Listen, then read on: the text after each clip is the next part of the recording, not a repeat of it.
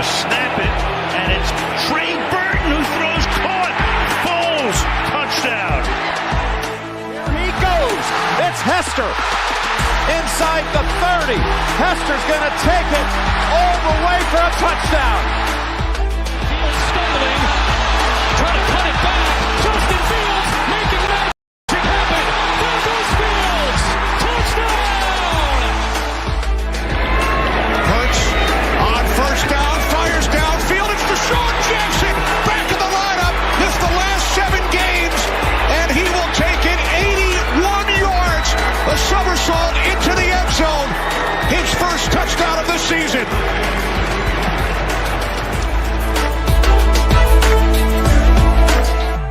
You're listening to The Pigskin Project, the world's #1 football podcast. Now, with more insights on all things football, here are your hosts, Ben Hansen and Ryan Matthews. All right. We got some big news to go over, some extensions to go over. Probably the deepest class at any position for this draft to go over.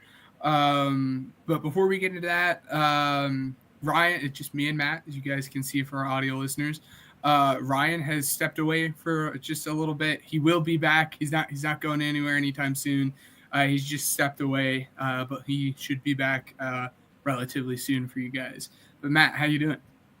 Oh, I'm doing great, Ben. I'm so excited to talk these running backs. I'm excited to talk some news. Just excited to talk some football with you, brother. The running back has been a long-awaited class for us to go over. It'll be the last. It's been an class arduous process too. Yeah. Oh gosh, it feels like every single time that list gets done, you're like, oh, I forgot about this person. And then you have to watch him and rank him, and watch him and rank him, and it just goes on and on and on forever. But we can jump right into the news. Kind of what the league's been waiting for now, at least it seems like the last couple of weeks, ever since, even before T got tagged. Both Jamar Chase and T. Higgins signed contract extensions. Jamar Chase signed a contract extension that made him the highest paid non-quarterback in the history of the NFL. So he's making 4 years, $161 million, which puts him just over the Myles Garrett number. So he'll be averaging $40.25 million a year, and T. Higgins got 4 years, $115. So that's just about $29 million a year for T. Higgins. Really interesting and quite the power move by T. Higgins, and then both Jamar and T's agent saying, like, we are, like, as Jamar's camp, we will not sign a contract here until you offer that contract to T as well. And that was a very fascinating aspect to come out of that. But your thoughts on either signing or both signings? It was an awesome leverage play from the receiver T. Higgins to sign the same agency as Jamar Chase and kind of view themselves as a package deal. We talked about this a few weeks ago. I thought this was one of the deals that kind of changes the offseason because I think T. Higgins is that good and that game-changing for other teams.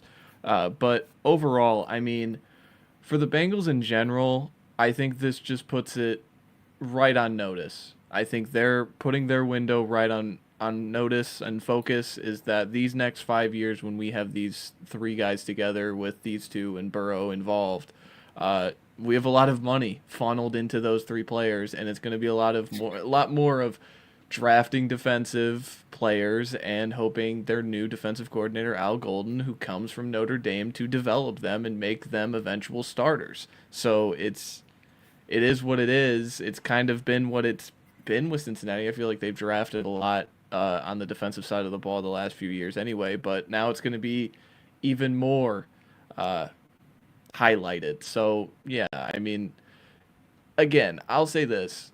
I think Cincinnati is making a gamble, but of those 3 players, I don't think there's a better gamble to make because Joe Burrow is a top 5 quarterback. Jamar Chase, to me, is the best receiver in the league, and I think anyone who argues is probably going to have him or Justin Jefferson, and then the other one is 2.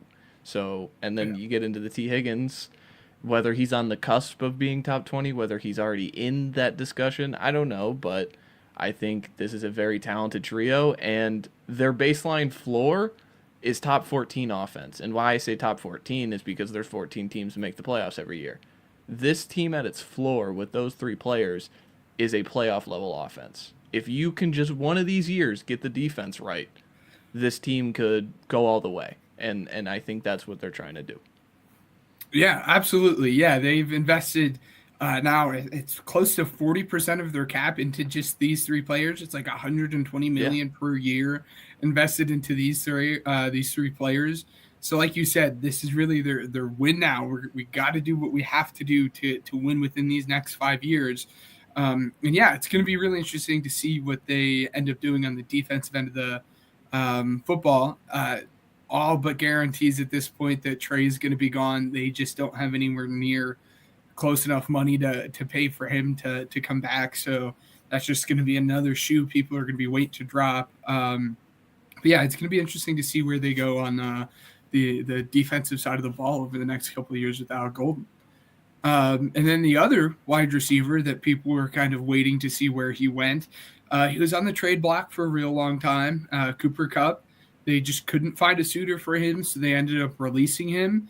And there were rumors Friday that it was going to be the Cowboys. CeeDee Lamb posted something with him in Cooper Kupp, and everyone's like, oh, it's going to be the Cowboys.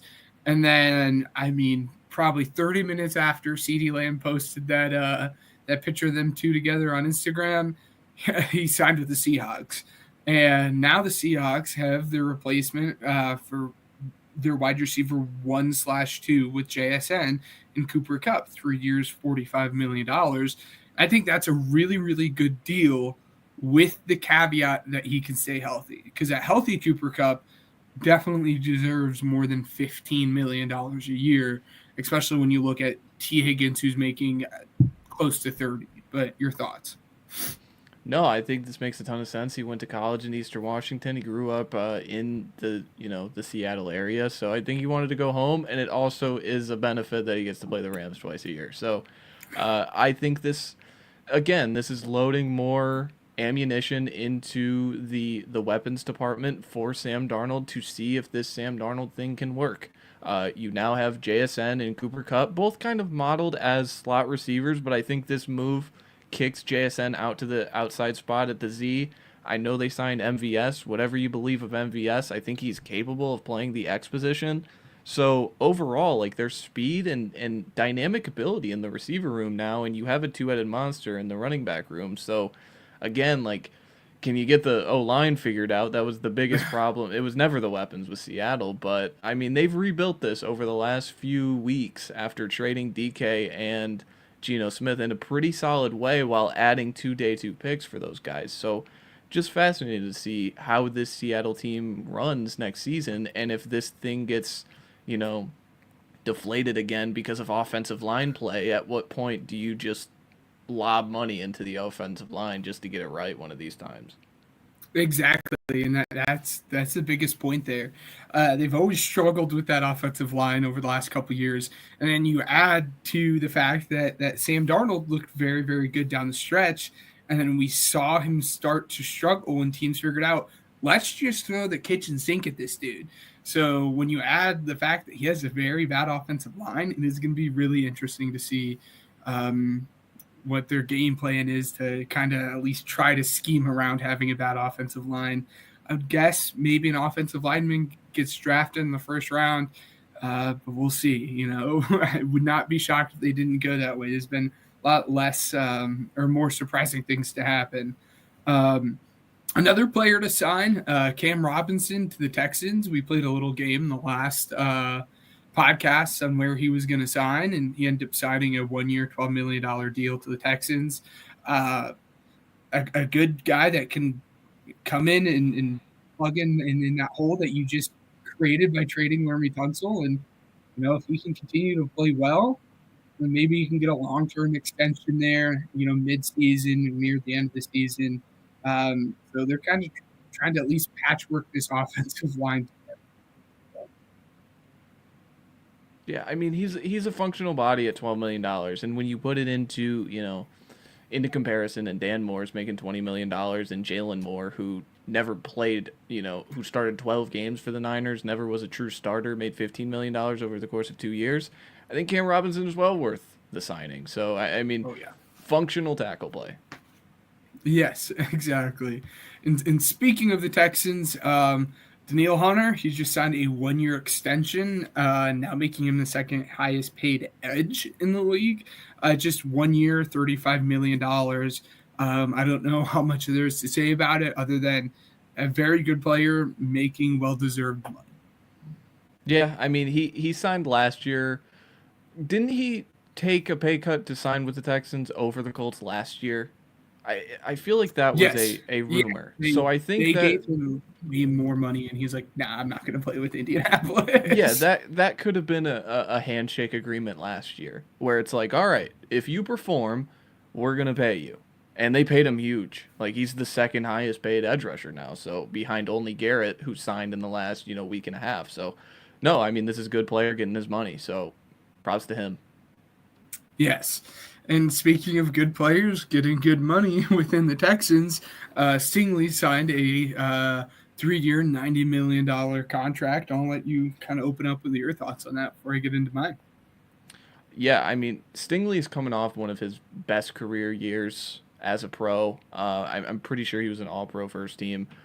Overall, I mean, he showed he can be a CB1. They have Kamari Lassiter as a CB2. I think it's all starting to make sense why the Tunsil trade happened. They wanted to get ahead of these extensions, and he wasn't on the list. And so I think when that happened, I think he went to him and said, listen, if I'm not on the list for extensions while you're handing them out, just get me out of here now. And they traded him at the top of his value, as high as his value could be right now. So it continues to make everything continues to make sense with Houston over the last couple of weeks. But yeah, again, just like Danielle Hunter, good player, and Derek Stingley gets paid, and you paid him early. You paid him as soon as possible. So yes, that's a big thing that CB1, especially CB1 like Stingley, that price is going to continue to go up year in and year out, especially as we see the cap to grow. So the fact that you can get this deal done as soon as you possibly can is a benefit, because again, we've talked about it, we've seen it. It's the reason now that you're paying Jamar Chase and T. Higgins as much as you are. It's the reason that the Cowboys might struggle a little bit. There's been recent reports that maybe the Cowboys and Micah Parsons aren't as close on a contract as people might think. So the sooner you can get these top end guys paid, the better it's going to be for you as a franchise, and the better it's going to be for you in the future in terms of cap. And then for the Eagles, Eagles legend, BG retired officially, Brendan Graham. It kind of felt like this was always going to be the year he retired. He had kind of said it last year that this was going to be his final year. Awesome for him to go out on a Super Bowl victory. Again, for some dude who started out getting drafted and people viewed him as a bust, for him to play 14 seasons with this organization, and put up good production, but then also be a very good leader is amazing. And it's crazy to think that 3 of the big 4 guys now in Fletcher Cox, Brandon Graham, and Jason Kelsey are all gone. Now it's just Lane Johnson, and he received a 1-year extension. He's now going to be making $8 more million through 2027 until, I'm going to guess, that's probably when he's going to retire, and then our big 4 is going to be gone. But yeah, I mean, Lane, he's getting up there in age, but shoot, he is still probably the second best tackle in all of football right now. So I can't complain that we're paying him money. No, absolutely not. Yeah, I mean, Brandon Graham will always forever be remembered from me as a non-Eagles fan for stripping Tom Brady in the biggest moments of the Super Bowl. I think it was Super Bowl 53. And then, yeah, I mean, Lane Johnson, again, this is Howie Roseman getting ahead of it. Pay your good players money and continue to, extend their contracts while they're good players. And Lane Johnson is still a very good player. Yes, absolutely. And then today was the day where teams could be putting in different rule changes, or at least submit different rule changes. There are 4 big ones. The Eagles submitted that the postseason OT rules come over to the regular season. as of right now, the regular season OT rules is just, if the first team gets a ball and they score a touchdown, well, it's game. But if you go and look at the postseason OT rules, both teams get a chance to possess the ball, tie it up, and continue to go. So the Eagles want to bring that into the regular season. Shocker to absolutely no one. The Packers banned the tush push, stating it was for the health of the players, even though the league did their own investigation and showed not a single injury had occurred on the tush push. And then the Lions put out two different ones. They put out one in terms of seeding for the playoffs, that the three teams, the three wildcard teams that have like a good record, if their record's better than the divisional or the conference divisional champs, they can be seeded. I kind of worded that a little weird. So basically it's just going to be off a record. So you'll still get your four divisional champs and then your three wildcard teams. But instead of having your four divisional champs be the top four seeds, it's just going to be strictly based off a record. And then they also want to eliminate automatic first downs on illegal holding and illegal contact. What are your thoughts on any of them? The one thing, like the Eagles one is interesting because that'll just make games so much longer in the regular season. I don't know if I'm about that yet. And it takes away ties. I love ties. And the Lions seeding one is weird because like I feel like I'm a purist in this way, is that like I want the teams that win the division to get the playoff game, to get the home playoff games. And like this year it didn't even matter. Like the Vikings won 14 games. The Rams barely squeaked their division with 10 wins. The wildfires happen. The Rams have to move to Arizona and still kicked ass against Minnesota. So, like, maybe it doesn't matter in the long term. But overall, I would like to see the divisions continue to get the home game. Maybe I'm probably on the other side of the spectrum than most people with coming from that. But overall, I think that's pretty good. And then, like, the Lions,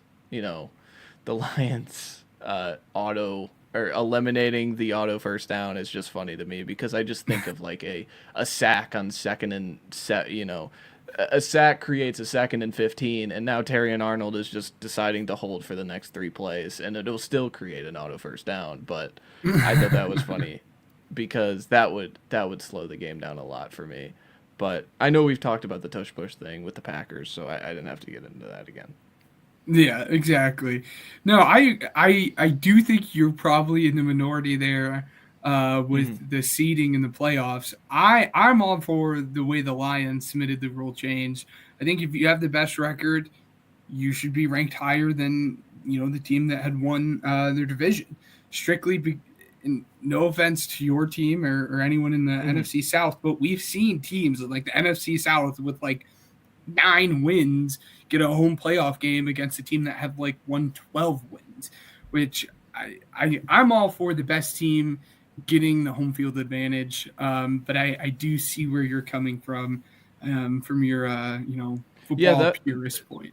So I was looking, that would have changed. That would have made the Eagles still would have been the 2, right? Minnesota would have become the 3 seed, so that would have changed the matchup. The Chargers and Texans would have flopped.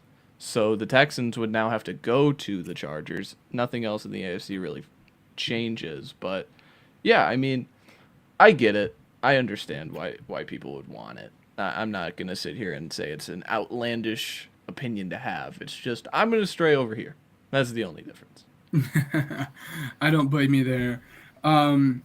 And before we move on to our running back rankings, just really quickly, if you guys want to know a little bit more on the Ryan situation, for those interested, he just put out a very long tweet about it on his Twitter page.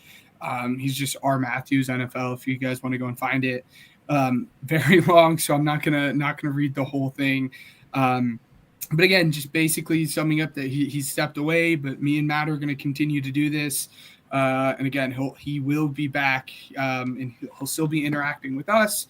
Obviously, we're friends outside the podcast. He'll still be interacting with the podcast and all that stuff. He's just stepping away, but again, he will be back. But if you guys want to read all of that, that's over on his Twitter page.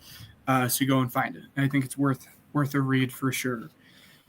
But now we're kind of gonna get into the meat and bones of this podcast. Again, the position group I have been waiting for a very long time at this point. I feel like the both of us have probably been scouting these guys for such a long time because the running back class is so deep. Again, we're going to be getting the running back class and these different running back prospects. Usually we do a top 10 for like each of the rankings. But this running back class is just so darn deep. I feel like we'd be doing it disservice by only doing a top 10. I had 15 guys scouted. How many guys did you have scouted? I have 15 with write-ups. I have 20 names here. 5 names that were missing from my 15. Okay, do you want to do a top 15? Absolutely, we can do a top 15. All right, we could do a top 15, and we can make like 15 to 11 a little bit quicker, and then go into a little bit more detail from 10 to 1.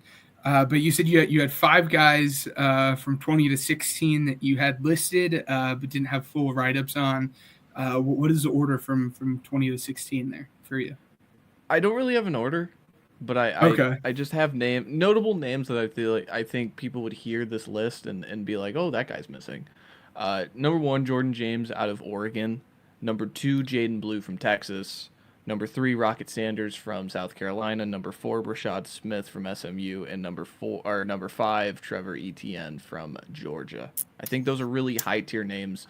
A lot of people in college football probably know those names, so just wanted to throw those names out into the verse. 3 guys that you named there in Trevor Etienne, Brashard Smith, and James Jordan or Jordan James that I have in my top 15. And that's always the struggle. So that now means there are 3 guys that you have watched and also have a like written report on that I didn't even watch. And that is the beauty of how deep this draft class is. That's crazy. I mean, I can start with 15 because 15 would be Jordan James for me. So it only makes sense. Jordan James, just as like a player, first off, as a college player, one of those guys that I absolutely loved watching at Oregon. And I remember at the beginning of the season, I was like, oh, he should come out. He'd be a lot of fun, and he ended up doing it. But then you look at how stacked this class is, maybe he was, going to fall a little bit more versus other drafts. For me, kind of the short write-up, and then we'll get into his pros and cons, is he's an elite, I don't want to say an elite power back, but he's a power back that doesn't have an elite like contact balance or top-end speed to be a home run threat, but he can get you solid gains. And it's interesting to use the power back phrase for him because I think he's more physical than he is actually powerful. Again, he's a very physical back. He tends to fall forward.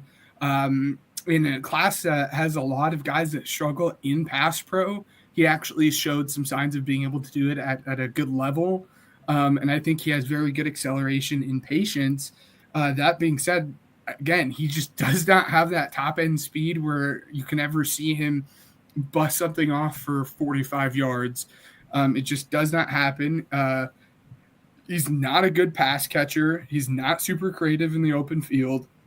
And for being a power back at 5'10", he's kind of small. But I think in Jordan James, again, you're getting a very good, solid RB2 who can get you solid gains, but is never going to burst something off and is never going to be super creative. But you're just getting a very solid running back. He's not going to do anything super, super special, but you have to know like what you're getting in with him. He's just going to be a very good player, but never going to be great.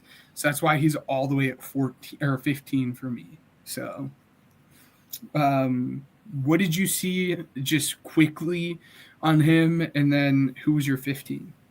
Well, I mean, why I left him on the list or left him off the list is simple. Like, the frame, the overall explosiveness, and the overall powerfulness of him, nothing screams true bell cow for me. And that's the only thing, is that I think I agree with you, is that if someone is lobbying for him in, the 100s to be a perfect complement to an explosive speed back or a true power setting back, I completely can get behind it. Like, it's all these guys, I mean, all 20 guys I think are going to be drafted. It's just, you got to weed out some names, and he happened to be one of those names I weeded off. But no, he's a phenomenal player. I remember we talked about him early in the process. Oh yeah. We both really liked him, and over the course of watching tape, I'm like, I like 15 guys more than you. That's the only knock, and in this year, that's not the time to have it, to be slighted. But my 15, Bashal Tootin out of Virginia Tech, pros. He's an unbelievable athlete. 9.73 raw athletic score out of 10. The only thing that brings that number down is that he's like 5'9", 200. He is an unbelievable athlete on the sheet. Has open space creation ability. Has tough finisher in his DNA. And at Virginia Tech, I think he was at North Carolina AT&T. I'm saying AT&T, but A&T. There we go. He transferred to Virginia Tech, and he had great production at a power school. Over 2,000 yards, 25 rushing touchdowns, and 131 missed tackles forced. That is very good. And then the cons for Tootin is kind of what brings him down. The ball security. 9 fumbles in 2 seasons at Virginia Tech. That is a glaring hole. That is a glaring stop that.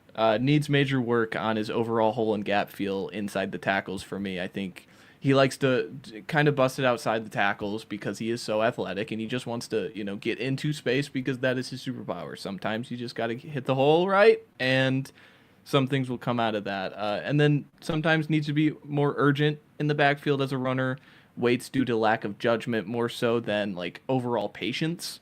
Patience is a plus for some players. Him, I think he's patient more so overthinking. So that's kind of where I see Tootin, and like he compares a lot to, this is going to be an easy comp, but a lot to Garendo last year.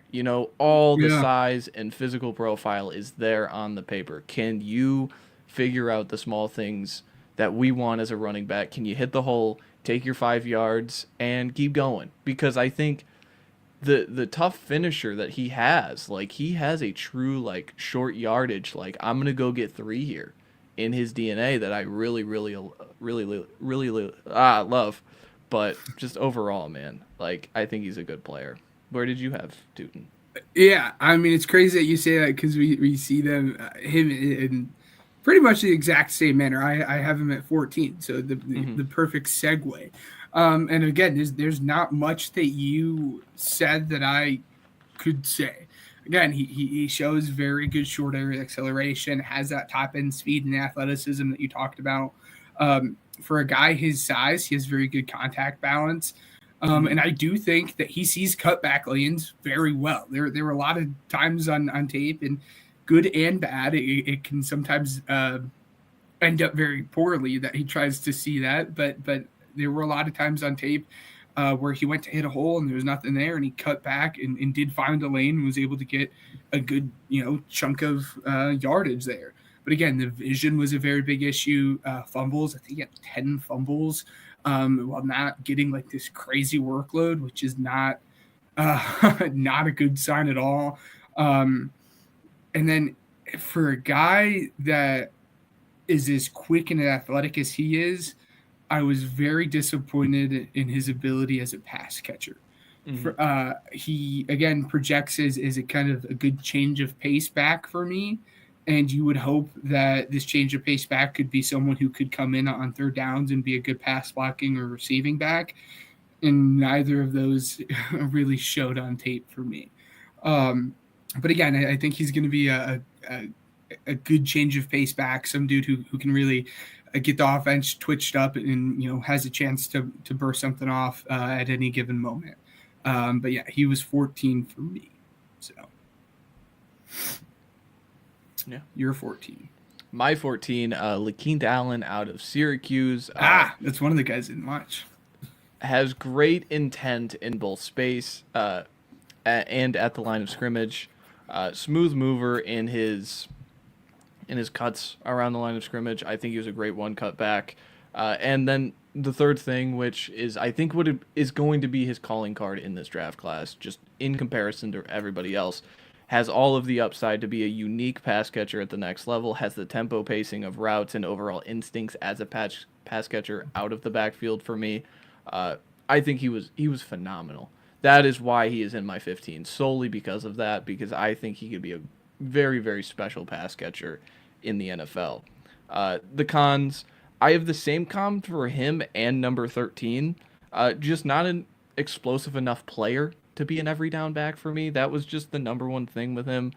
Smaller frame shows in his play strength, and then overall struggles in one-on-one drills in the open field enough for me that, like, if we can figure out the vision when you get the ball in your hands in open space, I think that is the one element that can really change and make him a special pass catcher, as I said at the top of him. But yeah, I really like LaKeith Allen, and I found him around like right before the Senior Bowl, and just ever since then he's kind of steadily been around my radar, and finally watching him, multiple games, I think, and even watching McCord, like I think he was always in the right spot. So yeah, I really like LaKeith Allen. Yeah, that was, like I said, one of the guys I did not watch. The only kind of stuff that I know about him is his pass catching. I saw a little bit of that at the Senior Bowl, and then, as you said, watching Kyle McCord. But yeah, he's one of the running backs that I felt like I just didn't have the time to get to, because again, this class is so gosh darn deep, as we've already covered already. My 13th back, and a guy that a lot of people are in love with, a guy that a lot of people are saying. Who was your 14? My 14 was Tootin? Okay. Yeah. And then my 13th guy is a guy that everyone kind of likes and is everyone's kind of early day 3 darling. And I really wanted to like him. I just could not get there with him, and I almost put him at 14 below Tootin. That's Dylan Sampson. Me and you had talked about him last night, and I wonder if a lot of the kind of issues that I have with him is just the fact that he plays in that hyper offense. He was a very frustrating watch just because of the way that they used him. And he's a guy that really has a good burst, good speed, and they used him a lot on inside runs between the tackles, and it was very frustrating. I found myself like screaming at Heupel at times. I'm like, why are we doing this? This is not what fits his skill set, and I think that might be one of the reasons I'm lower on him, is just because I can't see the projection just because I haven't been able to see it. But again, he has good bursts, very good speed, has good contact balance for his size, and his vision really showed in the inside zone runs that he did. But he's not good at all in the pass game. He looks completely lost in pass pro. There were way too many times. I mean, if you want to see how bad it is, go and watch that Arkansas game where they had him line up in pass pro, and he's just standing there just in front of Nico, just looking side to side and not knowing where to go. And, you see a blitzing, backer coming off the edge, and he just standing there and doesn't pick him up. And, now Nico's getting pressured or getting sacked because he just looks absolutely confused. And then he had drops, which was frustrating for, again, a guy like this. And then the final thing is just size. I think he is 5'8", which is not very good, and is definitely not a bell cow back size. But I think he does show a lot of that speed and burst, much like Tootin did. And that's why I saw these two one and the same. I have Sampson at 11.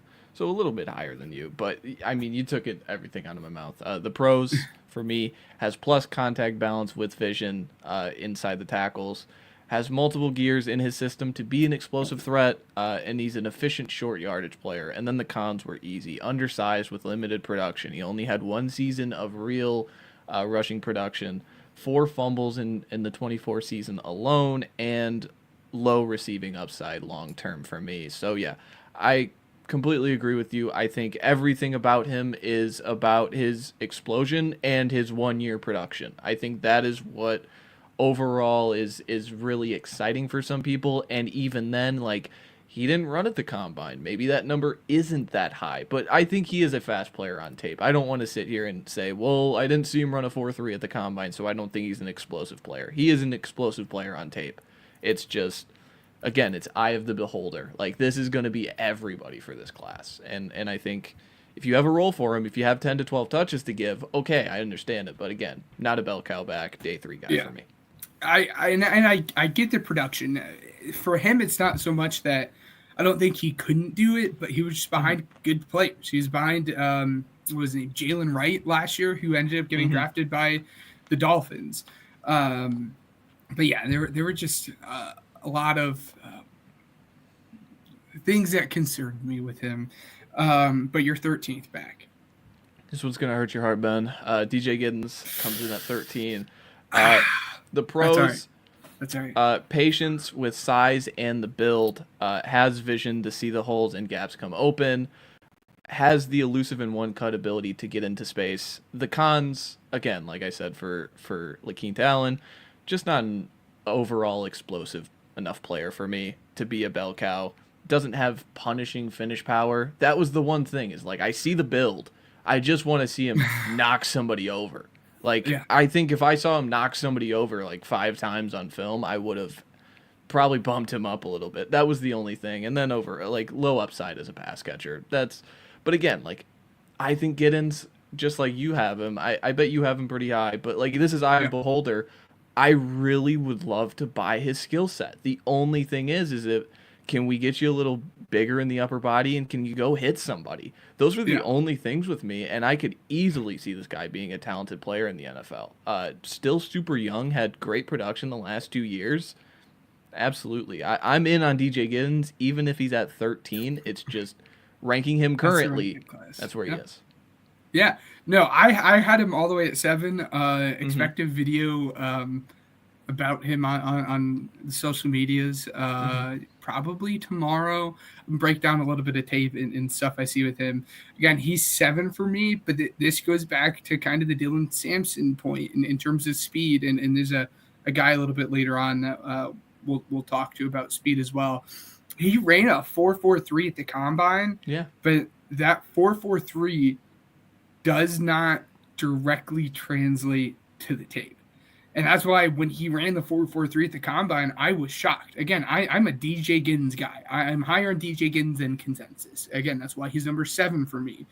But he did get hawked down a lot, and he didn't really have the ability to – he had the ability to break runs out, but didn't have the ability to outrun the safety. And so you saw him pick up, 45-yard runs, but didn't really able to finish them half the time, and it was a little upsetting. But kind of getting into the pros for him, as you said, he has the size. He's 6 feet tall.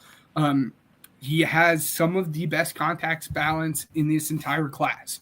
If you are going to tackle him, you better square up and you better form tackle this guy. Because if you are sending an elbow at him at his knees, you're going to bounce off him and he's going to continue to go. So very, very good contact balance. And for a guy his size, his ability to get skinny through the hole but still hold his momentum and speed to finish is very, very good. Again, I'll kind of point out some tape there on the video I put out. And then the last thing, which is it's weird. The Kansas State offense had him running a lot of routes, and he had success on that. There's a wheel route he hit against Colorado for like 60-yard touchdown. It was beautiful. They split him out wide as a slot receiver. He ran a lot of leak routes. He ran a lot of Texas routes. So they trusted him a lot as a pass catcher, but there were too many times on film where he had an easy catch that he just dropped. So it's tough because they trusted him to do it, and there are very, very good moments on tape for him to be a good plus pass catcher. But then there are some very bad moments on tape where he just doesn't get his head around quick enough to get the ball or just outright drops it. In terms of downside for him, again, he just doesn't have that long speed. I know, again, he ran the 4.43. That's one of those speeds that doesn't directly translate to how he plays on the field. For a guy his size, it frustrated me to see him not be a good pass blocker. You would hope that your running back that is 6 feet tall can at least anchor down a little bit, and I'm wondering how much of it is technique-based. And then he just runs upright, which doesn't hinder him much at the college level because, like I said, he has very good contact balance. But at the next level, it's going to hinder him a lot. But kind of the short write-up on him is, for me, I think he is the most underrated back in this class. And for his size, I think he has very underrated wiggle and patience and very good contact balance, like I said, but he just lacks that elite burst in long speed. And then another pro for him as well, his ability to like skip a gap and go is ridiculous. There's way too many times where he'll like go and hit his intended gap and it closes up, and then in a matter of like a half a second, he's 2 gaps over and is breaking a run on the outside for 25 yards. I absolutely loved him. Again, expect a video soon. Hurt my soul to see him all the way down at 13 for you. But again, that's just the nature of the running back class and what people value. But I absolutely love DJ Giddens. And then 12 for me, very quickly, a guy that you left off, Trevor Etienne. I thought he was a very good pass catcher. And he has good vision, and for his size, he's small, but he utilizes that with his natural leverage. And he has very good lateral speed to jump cut. And he's just a very kind of twitchy mover, but he lacks the high-end speed. He's never had elite production at Georgia or at Florida. Has very bad contact balance. And then, again, he's 5'9". So he is a very good pass-catching back. But he just, outside of that, I don't really know what his role is going to be without having that breakaway speed. But that's Trevor Etienne. Anything that you want to add on him? No, I mean, the only thing was I was stunned to see what he ran. I think he ran sub 4.5. So, yeah, I mean, overall, like, he wasn't a highlighted athlete to me watching him. And, like, undersized athletes, it's just hard for me to gamble on you. And maybe I should do it more because I really, really liked Bucky Irving last year. Yeah. But overall, and he makes, he burns it. But overall, like, Bucky Irving's calling card was this elite tackle breaking, this elite contact balance, where all these other guys kind of at the, thrown in Jaden Blue, thrown in Brashard Smith, thrown in Trevor Etienne. It's all right, but it needs to get better if you want to survive at the NFL level for me. Absolutely. Who was your running back 12? RJ Harvey out of Central Florida. His bro's pretty easy, patient, and explosive. He's a very creative runner in space. Unreal production the last 2 seasons. Almost 3,000 yards, 38 crown game touchdowns, and 143 missed tackles forced. Unbelievable stuff. The cons, he wasn't a home run hitter long term for his size and his frame. Like, he's a smaller guy. I want that explosiveness down, like long speed explosiveness. Instincts when hitting a hole or gap needs work, and then needs to tempo his gears to create space against NFL players. I think he's just so ready to get north and south. So ready to get through the hole, so ready to get going that sometimes you got to tempo, you got to pace, you got just like Giddens, that is what Giddens has that he does not. The patience to let it all work out and the cutting ability to get upfield and kind of take your time and let's tempo this, let's settle down. So, yeah, I liked RJ Harvey. I think all these guys, since I had Samson at 11, all these guys 11, 12, 13, 14, 15. I think all of these guys can go and probably should go in the round 4 for me. So yeah, I'm still pretty high on these guys. There you go. Yeah, I had RJ Harvey at 9. So viewed in the similar manner, I'm just a little bit higher on him. He was the last of the smallish backs that I liked, again, compared to Tootin, Sampson, Trevor Etienne. He was the one guy that kind of stood out to me above the rest. He's a very patient guy. It benefited for me that he did play behind a very good offensive line. He averaged just over like 2 yards before contact. So he played behind a very good run blocking offensive line, but he used that to his advantage. Again, he was very patient. I thought he did a good job following his lead blocker.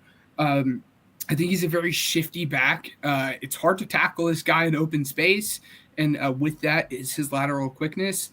And then I do think he does a good job running behind his pads. I think age is a big factor for him. I think he just finished up his 5th college season. His size is a big factor. I think he was way too eager to bounce the ball outside, which was a little frustrating. And it's funny because you talk about patience and following his lead blocker, but there were times on tape where he had a lane and would just bounce it outside because he was looking to make that big threat and that big play. But again, I thought he was a very patient runner, very hard to open or tackle in the open field, and very, very quick. But he's just an older, smaller guy. But yeah, I had RJ Harvey at 9. In terms of my player 11, a guy that you did not have in your top 15 was Brashard Smith. I kind of have him in his own little like tier. So the 4 guys underneath him were in their own tier, in Etienne, Sampson, Tootin, and James. And then Brashard Smith is in his own tier, and then there's 4 guys above him that are in their own tier. So he's in his own little tier. Really fun story. He's a converted wide receiver. He came over from Miami. He played his last year here at SMU. But that converted wide receiver really shows within his game. I think he might be the best or second best pass catching back in the entire draft this year. I think he's very elusive in the open field, and I think he has good vision and good speed. That being said, he is 5'9", and it's all of 5'9". It's not he's 5'9" and stout. He's very much 5'9" and has the wide receiver frame for it. He's very thin. And because of that, his lack of power really shows up. He doesn't pop defenders when getting tackled. He has a very small sample size as a running back because he's that converted wide receiver. He only had 252 carries. And then the last thing on that, on 252 carries, he had 5 fumbles. So he's averaging a fumble every 5 carries, which is not very good. But I think again, he has the ability to break these home run threats with his speed and illusion, but again, just lacks that power that you want out of your lead back. But I really, really like Brashard Smith. Yeah, Brashard Smith it's so tough because he is dynamic and explosive, and I want to gamble on those traits, but it's hard when you have 1 year of production, you're a converted receiver. It's similar to Tyrone Tracy, and Tyrone Tracy works out. But in the same way, it's like the ball security and overall the undersized frame of him that I just, again, not going to gamble on that guy. I'm just not. At the running back position, it's just not going to happen for me. If you can devote 8 touches to him, I can understand it. But again, it's like once we get into who was it? What was his name? Was it Blake Watson out of Memphis? Yeah. That's kind of what it is to me. It's like not that he's going to go on the same trajectory as Blake Watson, but it's like you need a specific role and you need a specific mind to mold that role for Brashard Smith. And I think there are creative enough players in the NFL to mold that role. It's got to be one of those. He is not a 20 carry back. Absolutely not. So I don't want to sit here and sound like I'm slamming him and expecting failure. It's hyper specific for me, and he's one of those hyper specific players. Absolutely. He was the last guy I watched, and I'm glad I watched him because again he's at 11 for me. In terms of comp, when I watched him, he it's very much Kenny Gainwell. I watched him and in Memphis Kenny Gainwell. That was Okay. Memphis when we saw like Tony Pollard, when we saw Henderson, when we saw Kenny Gainwell, when they used their running backs a lot out wide at wide receiver as well. So I saw a lot of Kenny Gainwell when watching Rashad Smith, and maybe that's why I'm a little bit biased and have him at 11. But again, I loved him. I just want to see him put on a little bit more weight, and if he can do that, I think he can be really good. And on the flip side, very inexperienced, but that means he has low tread on his tires. So you gotta love that. But who was your running back 11? 11 was Samson. I'll get to 10. 10, this is going to be a controversial player, I think. I think this is definitely going to be one of the guys you did not watch. Taj Brooks out of Texas Tech. This is one of the guys I'm stamping, man. The pros, the contact balance is a plus and is a smart runner because of it, with lower run pads, and just a built solid frame. He has the hammerhead intent at the line of scrimmage on short yardage and tight gaps. Powerful and physical are his calling cards. And then the last 2 years, over 3,000 yards of rushing production, 27 rushing touchdowns, and 154 missed tackles forced in a power conference in the Big 12. Just unbelievable production for this guy. Cons, open field burst and acceleration will hold him back as a true RB1 for me. Absolutely. He has fine pass catching ability, not gambling on him being, an upside play there overall long term. Once he beats the first wave at the line of scrimmage, he's just looking to get north and south more so than kind of flash. He's just looking to find guys to break tackles off of rather than get creative in the open space, where there are some guys who are much more creative than him. But overall, I think it's just the size, the frame, the contact balance. I have a type, and he is a part of that. And so it just, I think he's got it, man. So I'm much higher on him. I think he's a day 3 guy, kind of sneaking into day 2 for me. Likely not. He's the 10th running back. I don't think 10 running backs are going to go in the top 3 rounds, but overall, he's a player I'm willing to gamble on, and I want to see on an NFL team draft night. Yeah, no, I did not watch him, but now you got me juiced up. I'll have to go and watch him after this. Again, I've heard his name, but don't really know much about him. I didn't watch a lot of Texas Tech football this year. So my running back 10, and this hurt me because I really love this guy. It's Devin Neal. I wanted to put Devin Neal higher. I just couldn't bring myself to doing it. Very smart football player. He's a very good one-cut runner. But the issue with him is he just lacks the elite physical upside in any category to be an elite running back at that point. But I think he's going to be a very, very good, solid running back. He has very good vision. He has quickness in space, plays with a good pad level, and was a good, productive pass catcher. But to that, again, he doesn't have the top end speed. He doesn't have the size. His pass pro just was not there, and he didn't play with power.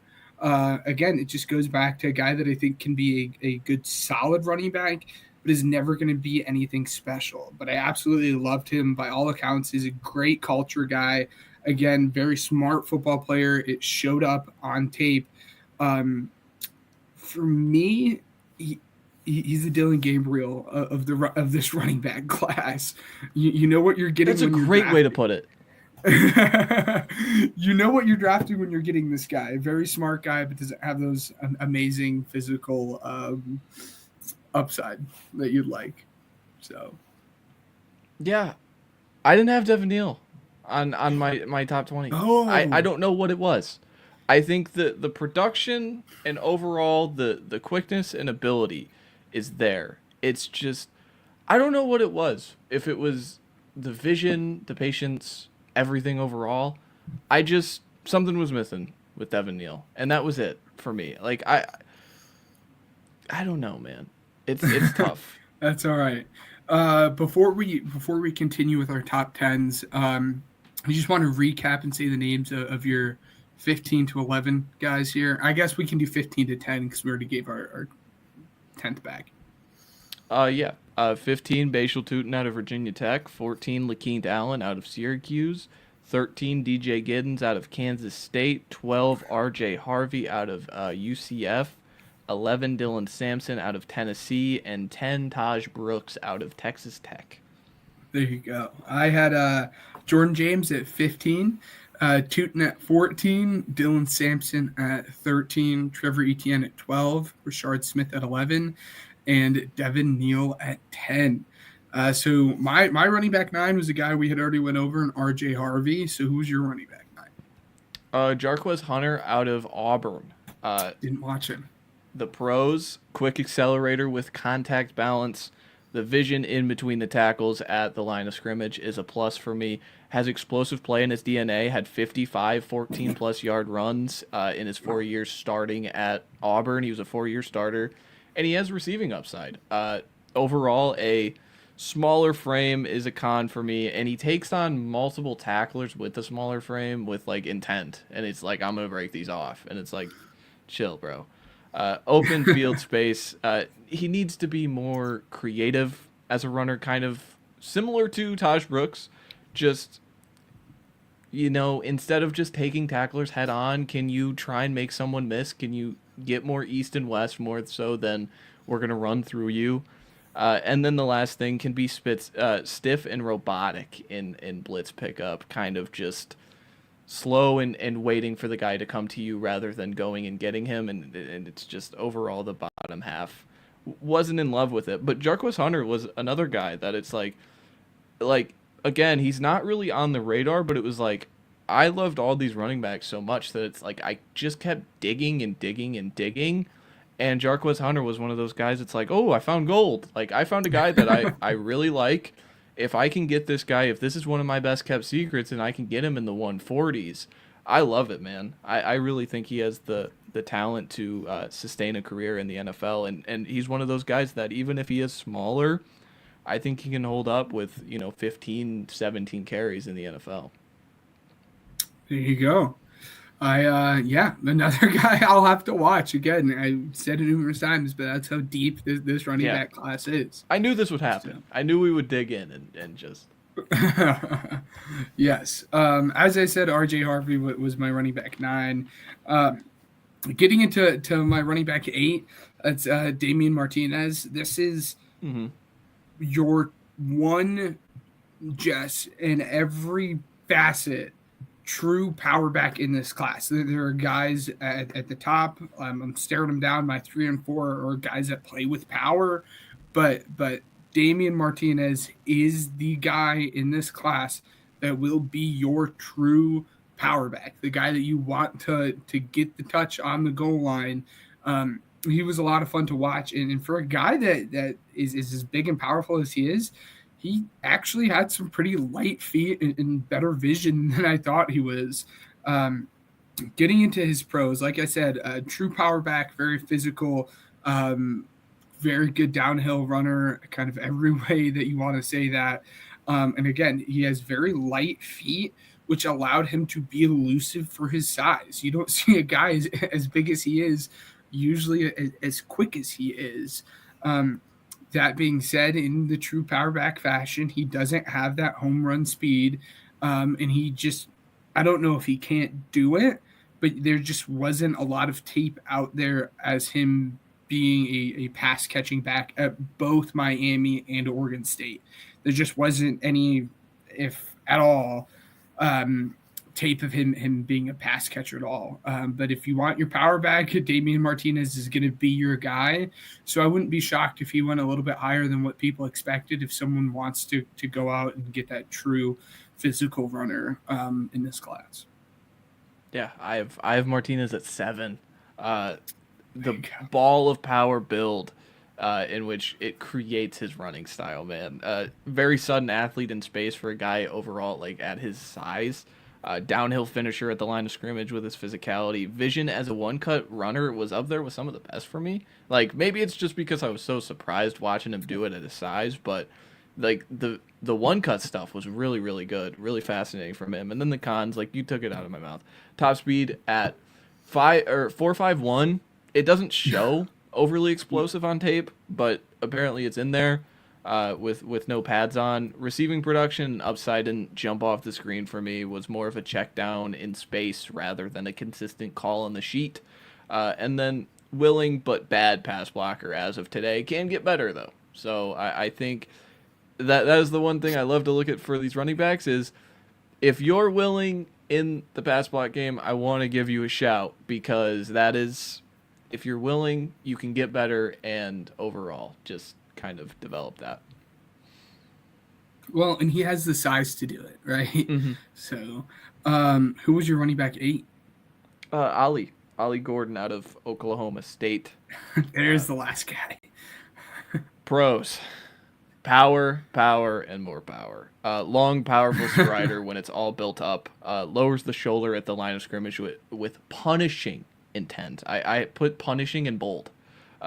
Downhill will destroy any targets in his path, functional space agility, and he will be 21 for his entire NFL season. So very young player.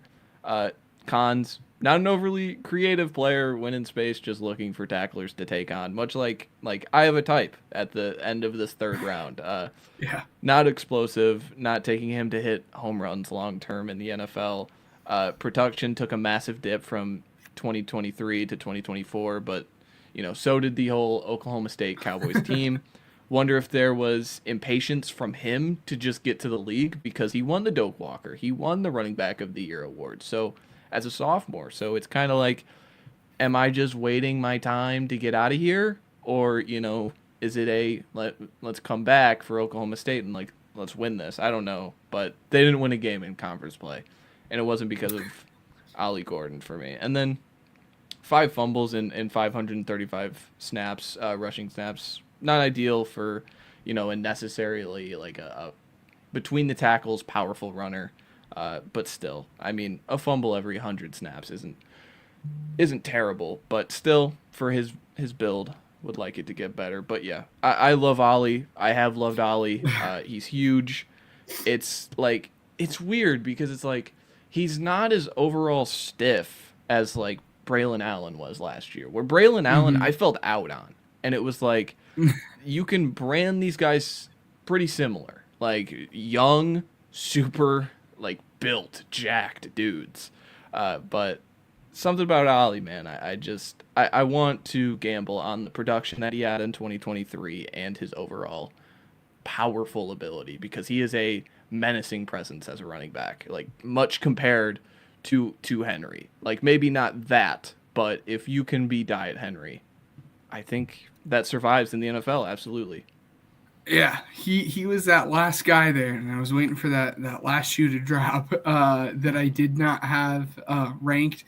For me, I think it was just the desire. Obviously, I know who Ollie Gordon is. Mm-hmm. I think it was just the desire to not actively not want to watch his 2024 tape for me, in just the sake of being fully transparent, because he was such a good running back in 2023. Again, he had 1,700 yards. Yeah. And it's weighing the player that he was in 2024 versus the player that he was in 2023. It's easy to forget when we're looking at Ashton Jeanty, but going into the season, Ollie Gordon was viewed as that guy in this running back class. And he just saw such a hit in his production that people don't view him, obviously within anywhere near the same hemisphere as they view Jeanty at this point. So, yeah, it's balancing the guy that you got in 2023 versus the guy you got in 2024. So it'll be interesting. Here's another thing to think about, because I think they're pretty similar, maybe a little bit different, but him and Judkins. Judkins takes the massive NIL deal to go to Ohio State. Imagine how different that offense feels if they plug in Ollie Gordon, who just won the Doak. Imagine the stocks of both of those players. It's a fun, interesting like thought exercise for me is like, what if he just got away from Oklahoma State? Because everything Oklahoma State just burned in 2024. Yeah. That's interesting, and we'll get into Judkins, because I honestly do think Judkins' 2023 tape was probably better than his 2024 tape. But that's besides the point. But yeah, I see the way that you're thinking. And again, I think if he was in not Oak State offense, he would be viewed in a much different light as he is this year. Yeah, and my running back 7 was DJ Giddens. Again, already got into him. My gem of the draft for me. So who was your RB7? Martinez. There you go. All right. Now RB6. We're on to the top 6. Yeah, now we're into the top 6. And it's gonna be an OSU guy. And again, it's another conversation that we had last night. It's really interesting to see where people rank these guys, because on one end you have the people that think it's Travion Henderson, who is again, they love his vision, they love his explosion, and then on the other end you have Quinshon Judkins, that you love his size and his thick frame and all that stuff. So people are kind of split. Obviously, everyone loves them. Everyone's in agreement with their top 6 backs. For me, I had Judkins ranked higher than him. So Travion Henderson is going to be my RB6. Whoa. And again, it just comes down to type for me. I like the bigger, thicker running backs. Yeah. So it's Travion Henderson for me, because I don't see him as being that dude getting 25 touches a game and being very, very good at it. I think he's going to be very, very good in his role that he's going to have as an outside zone running back on like 12 carries a game.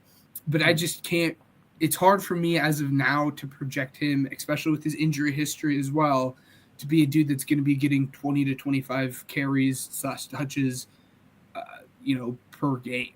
So that's why he's at 6 for me. But in terms of pros, I think he had very good vision. He is an exceptional athlete. His explosion is there. His top end speed is there. And I think he is a functional pass catcher. I don't think he's an amazing pass catcher, but I think he's a functional pass catcher.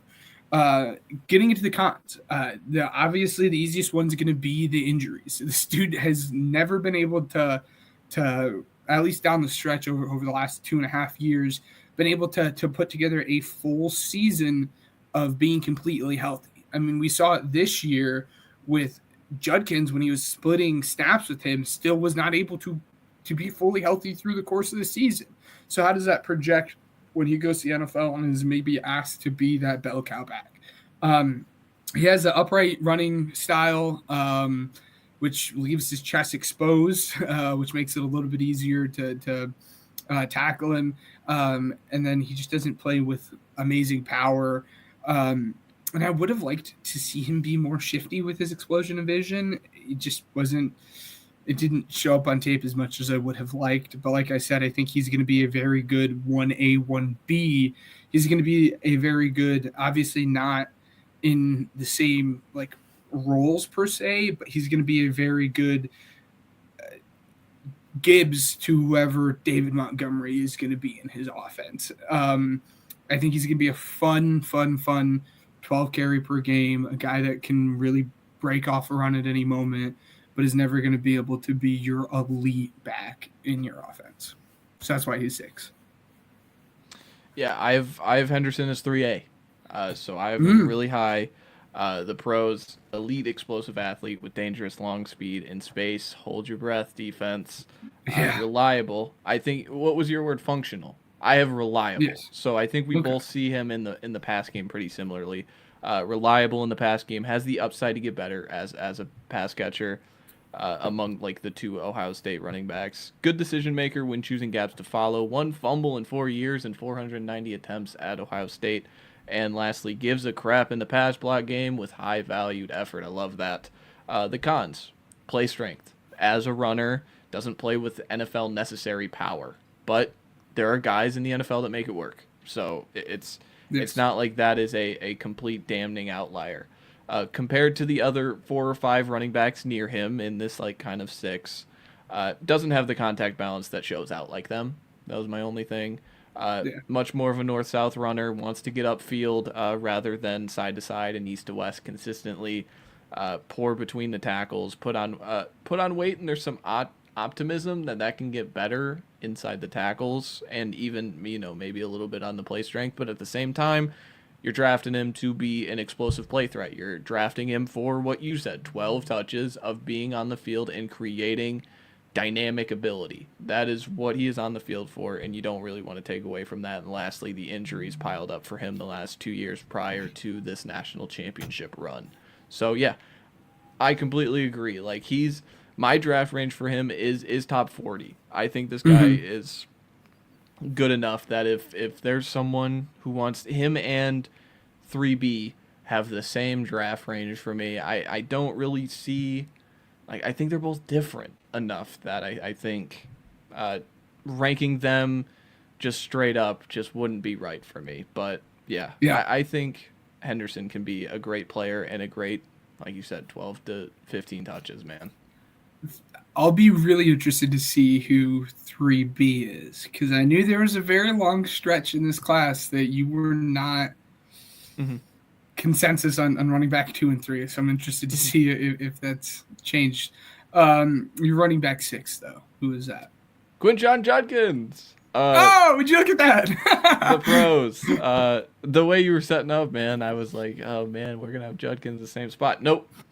We are completely opposite. Love it. The pros: downhill, powerful runner with a thickly built body type, good contact balance, generating 197 missed tackles forced in 3 collegiate seasons, 2 at Ole Miss and 1 at Ohio State. Has patience and intent in open field space. 3 fumbles on 739 carries. That's unbelievable. Yes. And he's only 21, and he'll turn 22 during the season. That has to be a plus. Even with all his carries, and like, everyone likes to talk about the tread and things like that. This is still a very young guy. I don't believe in the tread on the tires. Do you really believe in that too much? I for a long time did. Until Jonathan Taylor. Yeah. And then Jonathan Taylor came out, and he's been very, very good given he's had injuries and whatnot. But I did for a long time until Jonathan Taylor, which I feel like was someone that you were – funny that you bring that up, throwing it back. You were completely against it. I know that was like everyone was talking about, like, oh, look at this guy, like 800 carries or something in college. I don't think it was that much. Everyone's like, oh, tread on the tire. And you're like, nope. Doesn't matter. I think he's a great back. Yeah, like that's kind of where my mind goes. I think you're a great back. Like, I feel like that got victory laps maybe a little bit with Derrick Henry because he had a slow start, but he's become incredible. So it's, I don't know, the tread on the tire stuff is awkward to me because like you said, I've never really believed in it, but I get where it comes from. I do understand that. But the cons of Judkins, let's get back on schedule. Overall, long speed and explosive nature is a question for me. Patience in the backfield, waiting for holes and gaps to come. It's just too patient for my liking.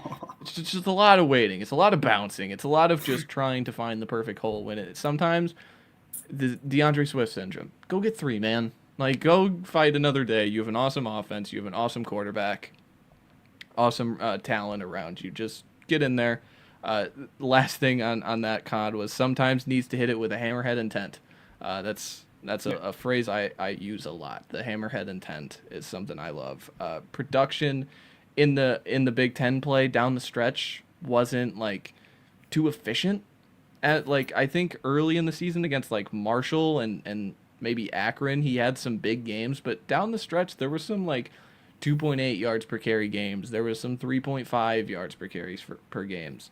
But then again, Josh Simmons got hurt around that time, so they were kind of making it along the way, so I don't hold that too much accountable. And then low receiving upside long term, just not an overwhelming receiving threat, a guy who's going to generate a lot of targets in the pass game. But I do like Judkins. He is a top 75 player for me. I think he's going to be drafted as such. Someone's really going to like him, and of course, like, who doesn't want to have a player named Quinshon Judkins on their team? So, like, yeah, man, like, come on. Yeah, it's funny because he was my RB4, so we kind of switched places on Henderson and Judkins there. Yeah, again, you basically said it all. He has a very thick frame, a good build, hard to bring down because of that. As you mentioned, 3 fumbles on like 750 carries. For his size, I thought he showed good lateral quickness in burst. In the short game, obviously that didn't translate to the long speed and everything. Yeah. And then I had this as both a pro and a con. Was that patience? I think you value a patient running back, but then you get into the con, and I had it in all caps, and I'm not going to say the exactly in what the open like the open field was good, but the backfield was bad. Like that's it was same thing. in all caps, and I'm not going to say it because there's a curse word in there, but in all caps, I wrote down in the cons, hit the hole. Like it made me. There were so many times when I was watching it, I'm like, what are we do? Just go. Just you're waiting a little bit too long for that gap to develop. Just hit the hole that you're supposed to. You have the size. At least try to get through it and see what happens from there. And then, yeah, I think he lacks that second gear. He gets hawked down when bursting those off. In true sicko fashion, after the national championship, the 3 of us had jumped into a Discord call and we had talked about it. And one of the first 2 or 3 conversations we had was, did you guys see Quinshon Judkins get tackled like 2 yards away from the goal line? How does that affect his draft stock and how we see him? That was like one of the first 2 or 3 conversations we had. And we're like, oh God, this is gross. What are we doing? Well, what has the draft done to us? But yes, again, I just think he's a good, powerful back with a good frame, but lacks that top end speed. And going back between him and Henderson, it again, it goes to what do you value and what do you want out of your running back. And for me, I value a bigger back more than I value the quicker, smaller backs, and that's just why I ended up having him in front of Henderson. But I can see why people have Henderson ranked in front of him. There's no shade on there. I completely get that. I'm going to assume our RB5 is the same, which will be fun because I think that'll be the only match that we have. The last thing on the Ohio State, like, they complement each other so well. Like, I want to see a team actually draft both of them. Like, they do complement each other so well. It's so much fun that, like, I do want to see it. See if a team, like, tries to do it. But, yeah. I assume we have absolutely. Yes, I assume we have 5 the same. And as I mentioned with Henderson, again, he can be someone's, Jahmyr Gibbs to someone's David Montgomery, and that's exactly the role that he played in that Ohio offense. It would be a dream to have these guys play in the same, NFL backfield, but I would be very shocked if it happened. Is your number 5 Cam? Yep. Yes. Okay. Whew. We're twinning. This is I think this might be the first time outside of like the top end prospects that we are in stride in terms of positional ranking on this guy. Absolutely love it. There was daring his kind of parade in the end of the season into the playoffs. I was like, come on guys, pump the brakes on Cam. Is it? I've heard it both ways. Is it Scatabo or Scataboo? I call him Scatabo, but I know that's what I call him Scataboo. Anyways, Cam Scatabo. Again, a lot of people's comps are just very funny. They're like Hammerhead Shark, Ball of Razors, all of that different stuff. And that's the best way you can describe this guy. Yes, what is it? Bowling ball covered in switchblades. There you go. I absolutely love hearing that stuff. But I think he, as we've seen, does not go down on first contact. You better tackle and rally with this guy because he will not. He will just not go down in the first contact. He's a very, very physical player that plays with a very high motor. And again, in a class that has guys that aren't very good at pass pro, some are willing, but that doesn't always mean you're good. This is one of the backs that I was actually able to see translate from day one in the NFL as a good pass pro back, which I absolutely love to see. Again, the best way to describe him is just high motor, super physical. I think he lacks the top end speed. That's probably why we didn't see him run. He's not very elusive. He has injuries. He's a bit older, coming from Sacramento, and he has 10 fumbles in the last 3 years. And I think a lot of that comes from his high motor and never say die mentality, that he just wants to keep on going, which really offers guys the ability to punch it out or rip it out. So at times you just fall down a little bit. But again, just very physical player. Again, has that high motor, but lacks that top end speed and elusiveness. Before I get into like his scouting report, I don't think there's a guy in this class that had a better like resume built over the course of like 2 games: the Iowa State Bowl, the Big 12 championship game, and then the Texas Fiesta Bowl game. I don't think there was a guy who created more stock and buzz out of just 2 games as a running back than Cam Scatabo. Like that guy, it just phenomenal stuff. But getting into his eval, pros, stocky and built, makes him what I call, I'm going to say it again, a bowling ball covered in switchblades. It's so fun to say. He had 103 missed tackles forced in 2024 alone. Unreal motor and physicality, gives a crap in the blocking game, and has technique to go along with it, as you were talking about. Patience and agility when in the backfield hitting the gaps is great, mixed with a scary jump cut in space. That was kind of the big way that he created, like that he was creative. Like that's the thing that I want to see some of those guys that I had lower just kind of mix in, like a little jump cut here and there, just a little bit of, movement side to side, and he has it. He has the pass catching upside, but limited route tree. The cons, I mean, it's easy. Long speed and explosive nature. Not an overall twitchy athlete. Ball security. Lost 10 fumbles, like you said, in his overall career and 4 this season. And then the only reason I brought up that he's an older prospect and he's going to be 23 and he comes with 700 carries compared to Judkins is I have him and Judkins same similar draft range, top 75. So if that plays a factor in your team's drafting or where your board would be, is like, well, I'd prefer the younger guy. I see them pretty similarly. I think Cam is a better player right now, but yeah, I see them pretty similarly. But overall, Cam Scatabo is a very fun player, man. Just an unbelievable fun player. Absolutely. Funny anecdote there. I remember in that Arizona State Texas game, after the first half, you're like, we did what we needed to do. We stopped Caleb. And then he came out in the second half, got like sick, and then he just kept going. That defense. Yeah, it was fun to hate that guy for 3 hours. I'll give him that credit. That's some of the biggest things as a fan, is like I could hate Cam Scatabo for 3.5 hours while everybody else loved him. So that was fun. Yes. And as I said, my running back 4 was Judkins. Your 3A/4 was Henderson.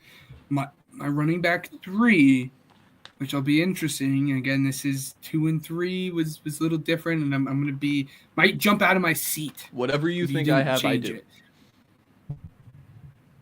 Yo, okay. Caleb Johnson is my running back 3. Mm-hmm. We'll get into that in a second.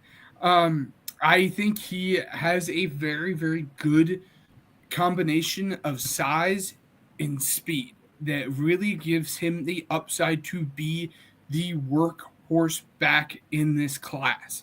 Again, his ability to get downhill, be a one-cut runner, and just take it to the house is almost unmatched in this class. I think he's very patient but tough, showed good bursts.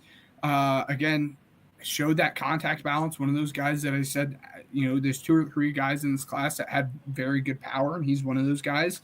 But also, along with that power, had the long speed to finish off plays after he got through the first/second level. Down to his kind of cons, the two big ones is he isn't super twitchy, and he doesn't really necessarily have a lot of tape of being a good pass catcher, willing in pass pro, but wasn't very good at pass pro. But again, he's one of the running backs, as I said, that possesses the size and speed to instantly come in and be a day one workhorse back from this class. Yeah, I have Caleb Johnson out of Iowa at 2. Again, like, this was another thing where it was like, I watched these 3, him, Genty, and Omarion Hampton, very, very early in the process. And I came away with a very simple Genty 1, Johnson 2, Hampton 3. And that was always, that wasn't consensus. And then I watched them again, and I feel convicted. Like, at this point, I believe Caleb Johnson is a better prospect than Omarion Hampton. The pros, size and physicality, hits holes with intent and can break tacklers and bounce off defenders. The first step for him, the one-cut ability, was elite, matched with real long speed and explosiveness as an athlete at his size. Like, he's a real deal 220. Contact balance is a plus. 66 missed tackles forced with over 1,000 of his yards coming after contact. That does not compare to the number 1 guy, but still, that is a very good number. Will get dirty in the pass block game against blitzers. 0 fumbles on 240 attempts in 2024. And then the cons. This is where it gets interesting. The agility and the robotic nature as a runner was glaring for me. Due to this trait, it comes with real hesitance if you put him behind a bad offensive line, because I think he's not overly creative. He is one hit and go, and he will get upfield and make things happen. But if you don't have the offensive line to create that, kind of space for him, it's going to be tough to imagine him being in one of those top backs. Another con, he takes on too many tacklers, but he overall has the size to take on those tacklers. But again, I don't like seeing it. And then last thing was low upside as a pass catcher. And limited production. So, yeah, man, yeah. Like, I think the Caleb Johnson thing is, like, it's just, I outweigh his pros to Hampton's pros, and that's it. And maybe, you're watching this and you see a state hat on my head. It's not that. I really like Omarion Hampton, but there's something about Caleb Johnson that I think if you put this guy behind the right in the right place, behind the right people, he's a special prospect for me. I have his draft range being a top 32 player. I think he should be buzzed in the first round. I think absolutely. Wow. Like, yeah. There you go. Yeah. Don't usually see that, but that's the thing, Matt. He's not just saying that. He's been on this. I mean, since like week 5 of this season. I remember watching. Gosh, was it the Iowa State game? I forgot which game it was when we sat down together. Yeah. Yeah, that was week 2. Yeah, and we were like, "Whoa, this guy." So obviously that leaves Hampton at 2 for me, and 3 for you, and I'll kind of let you cover the bases on him. But really quickly, again, I'm sure it'll be one of the very first things you say. Again, another kind of off-topic anecdote here, but I was playing NCAA football one time with Ryan, and I was Omarion Hampton, and UNC. I was down by 21 points. I was on the 5-yard line, and I fumbled the football with Omarion Hampton, and I about threw my controller through the TV screen simply because it does not happen. He has literally never fumbled in his college career. He just does not fumble the football. That being said, I'll let you get into him, but that was maybe the most frustrating moment I've ever had playing that game. Yeah, his pros, burst and long speed is his calling card. Densely built with contact balance. Again, like 73 missed tackles forced in 24. he hits the holes with physicality, intention to get skinny and keep drives going. I love that about him. He's a very capable pass catcher. And then you mentioned it, the ball security. Like, he did not fumble the ball this past season in a power conference. That is a plus. The only cons I have, like, overall in open space specifically, he felt stiff to me. Just he doesn't make guys miss by being elusive, and that was kind of the thing I was maybe I'm wrong for expecting it to come of, because I think he is so explosive with his burst in the short area, but just overall he didn't have that for me. Makes the wrong decisions in choosing gaps too often for my liking. I think sometimes he's just, let me get outside, let me make a play, and then cons, low effort in pass blocking. Again, like, that can get better. He's not a small guy, but like he's top 40 draft range for me. The same thing as Trevion Henderson. I think he's still a phenomenal player. It's a little 4. I know a lot of people are going to sit there and go 4, like 3B, 4. That's way too low. But I view him, Johnson, and Henderson very, very tightly. And sadly, he's just the lowest on the totem pole right now. Yeah, that's fair. I have, I have Hampton as a top 25 grade in this class. Mm-hmm. How much does that speak to the class in general as a whole is a conversation for another day. But I absolutely loved him. Again, all stuff that you said. He has very good burst, has long speed. He's 6 feet, so he has the good size. Again, hits the holes with power. As I said, has never fumbled the ball in his college career, which you just absolutely never see, and has plus upside as a pass catcher. But again, he's stiff, as you said. He's not very shifty. As you said, poor vision when it comes to picking out gaps, and then again, just the low effort in the pass pro there. But I think he's a good combination of size, speed, and power, as well as being a good pass catcher. But again, shows that poor vision. But I absolutely loved him, and he both benefited from being the all of UNC's offense, but then also everyone knew, just as you did with the number one guy, the offense was going to run through Hampton. So on one hand, he's getting a lot of the touches and was able to show why he's this good and can show that he could do it. But on the other side of it, people knew he was going to be that guy, and people keyed in on him quite often. But he was a lot of fun. Obviously, a lot of people have him ranked high. I'd be shocked if you're listening to this podcast and don't know who he is at this point. But people love him for a reason. He's a very good back. And then to no one's surprise, running back one for the both of us, Ashton Jeanty. Do you want to get into him? Because I only have 2 cons for him, so I'm interested to see what you have to say. Yeah, his pros, yes. Just overall, like, if you want to talk about his long speed, he has long speed. If you want to talk his contact balance and how it's off the charts elite, you can. 152 missed tackles forced this season, according to PFF, with almost 2,000 of them coming after contact. That is unreal. One of the greatest collegiate rushing seasons we have ever seen. Thick and densely built in the lower half. The burst and acceleration comboed with the patience in hitting holes was tremendous. And then my cons. Like, my cons were 3 things. Oh no, he welcomes too many tacklers, but he breaks them. So it's like, he's a smaller guy. Don't want him taking too many hits in the NFL. Number 2, he can be a better pass protector. And then 3, inside the tackles, not as explosive of a runner like Jahmyr Gibbs and Saquon Barkley, 2 of the premier backs in the entire league. So if that's one of my cons, that is the type of player and the type of ceiling I project for this guy. That it's like, oh no, he's not one of the most explosive players at the position, but he is pretty close. So yeah, Ashton Jeanty, he's an easy eval. He's a top 10 player. He's probably a top 5 player.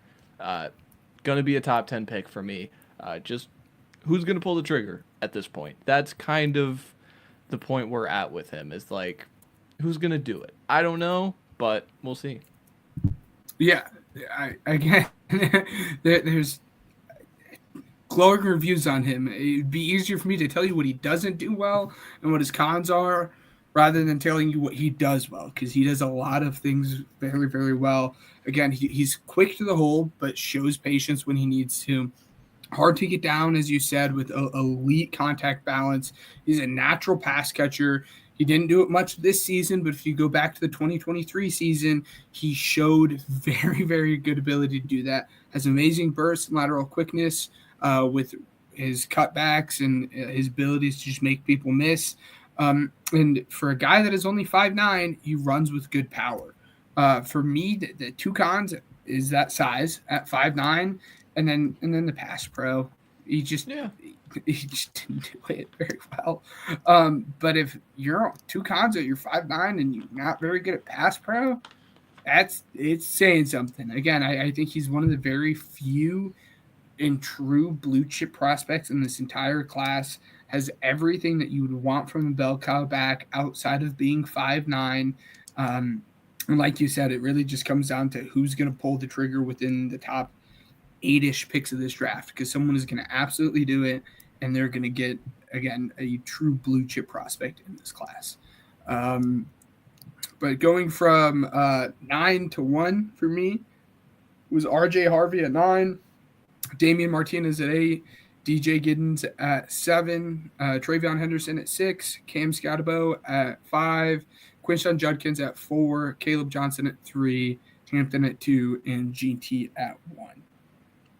Yeah, Jarquez Hunter out of Auburn at 9, 8 Ollie Gordon out of Oak State for me at 8, 7 Damian Martinez out of Miami, 6 Quinshon Judkins out of Ohio State from Ole Miss, 5 Cam Scatabo out of Arizona State, 4 Amarian Hampton, 3 Trevion Henderson, kind of in the same similar tier, kind of the same similar ranking.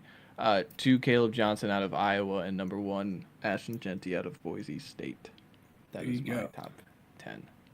And then before we get on to the last segment here, again, I've made it evidently clear who my guy is. If you had to plant your flag on one of the day 3 guys in this class, who would it be? Ooh, that's fun. Because I don't view him as a day 3 guy, I would have said Damian Martinez. Yeah. But I think because of my glowing review and you haven't watched him, I'm going to say Taj Brooks. I think Taj Brooks is going to be a plus player in the NFL, and I think he has bell cow upside because of his overall size and physicality. We'll see where that comes true, but he is one of those guys. Awesome. Well, the first thing I'm going to do when we get off is go and watch Taj Brooks. That is for sure. And then moving on to our last segment, a segment we haven't done in 2 weeks now. It'll be nice and fun. We're going to do our post free agency mock draft here for you guys. A lot has changed in the mock draft since the last time we have seen it and done it because of all the changes that got made in free agency. So it's going to be a lot of fun to do this. And do you want to do trades? Want to do trades? Not yet. Not yet. That's all right. That is all right. But yeah, let's go ahead and get into mock draft 3.0. Have you had the number 1 pick yet? I don't think so. I think you got to take it. Yeah.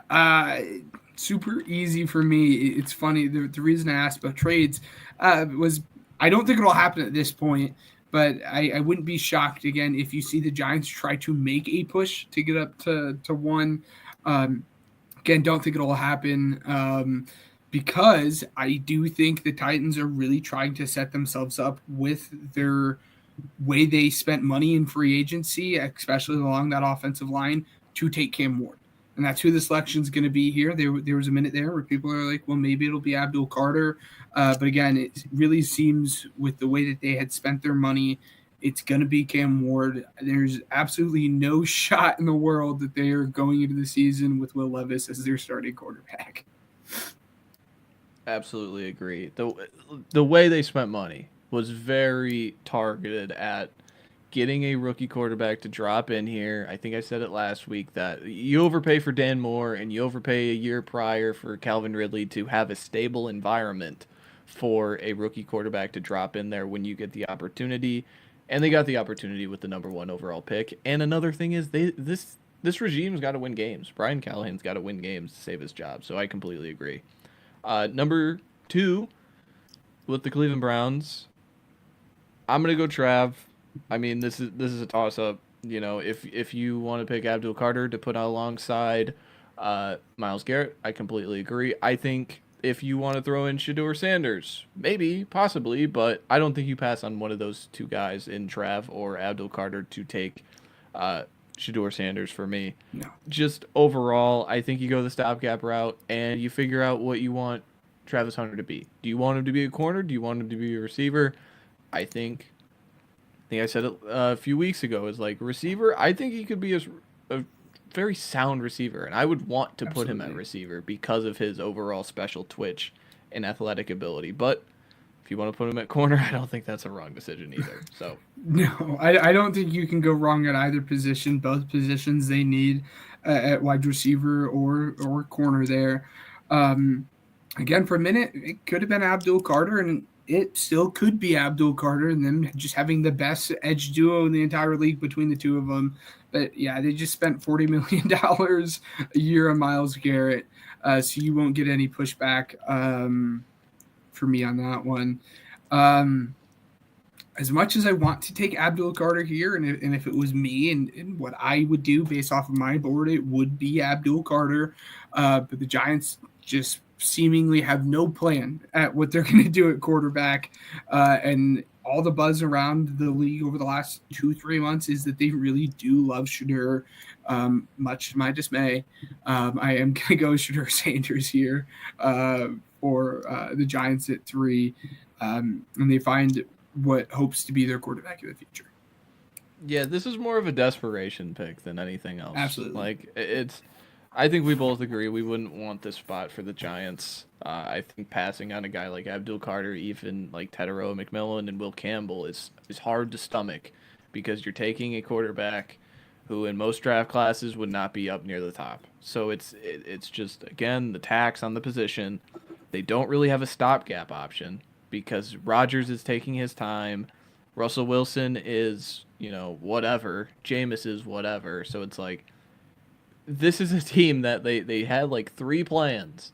They tried to get Drake May last year. They tried to get Matt Stafford. They tried to be in on Sam Darnold, and just none of them come to fruition. And now they're stuck. So I the only way they can do it is take Shedeur and hope John Mara gives them a longer leash. But makes it easy for me with the Patriots. You sprint in Abdul Carter. I think the phrase... We've talked about this, Ben. The phrase generational player talent is overused. I think Abdul Carter is one of those players. And you can look at me and say you're crazy, but when it's so easy to compare because he wears the sticks at Penn State. It's easy to compare him to Micah Parsons. Micah did not have the pass rush juice and production that Abdul Carter has, and they're virtually the same size. Oh, wait, no, Abdul Carter's like 20 pounds heavier. So, everything about Abdul Carter screams superstar to me, that if he drops out of, the top 2, it'd be a crazy sight. But again, we have Travis Hunter and we have the quarterback tax, so it has to happen. He's bound to fall. But yeah, I think this guy's a special player and bona fide top 5 pick. I don't care about the stress foot injury that was a fracture. No, the stress fracture, yeah. It'll be cleaned up. And he'll be on the field by week 1, and that's all I care about. And he's going to be a nightmare for quarterbacks in that division. Absolutely. Again, a lot of need. A lot of talks about their need at wide receiver and offensive line, but hard to pass up on Abdul Carter if he makes it all the way down to 4, man. We usually do Mason Graham here. Mm-hmm. For the sake of Tedero McMillan being on the board, and for the sake of doing something different, especially after they got rid of Christian Kirk, obviously, they do not play the same roles. But pairing up Tedero McMillan and Brian Thomas Jr. would be amazing. And you get your Mike Evans replacement for Liam Cohen and Tedero McMillan. Absolutely. Give me this and just build a very fun offensive skill group with Brian Thomas and Tedro McMillan. And again, I know Jaguars fans are used to Mason Graham here, but it'd be hard to not get behind this pick.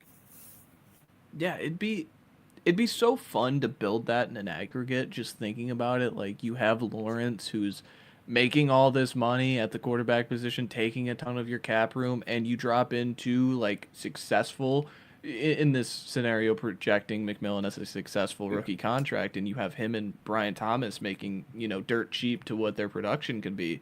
It'd be fascinating to see, man. I would love it. I think McMillan is that good to go top 5. I know Daniel Jeremiah has him in the 20s, I think. Like, I think me and him see that player very differently. I think McMillan's a little overthought for me.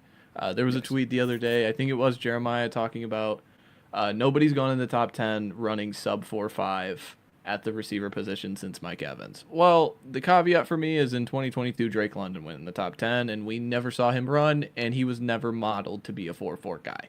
So I don't think that McMillan is going to drop this astronomical amount, because I don't think the NFL is going to overthink him the way we are. I think the other receivers have, they have some fun and they're getting their light in the sun, but I still think McMillan is receiver 1 and easily receiver 1, depending on where you view Travis Hunter. That's the only thing. The Raiders are fascinating. So they have a quarterback. There wasn't really need for a quarterback here.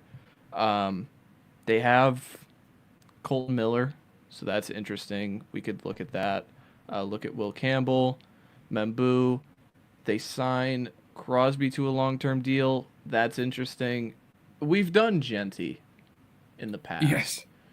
They have Wilkins. It's hard to find like a true need. I was hoping for McMillan here, I'll be honest with you, but it's hard to find like a true need. Do they take another first-round tight end? But overall, just looking at it, like, I'm gonna take Campbell, and you just find his place. Personally, okay. Like, it's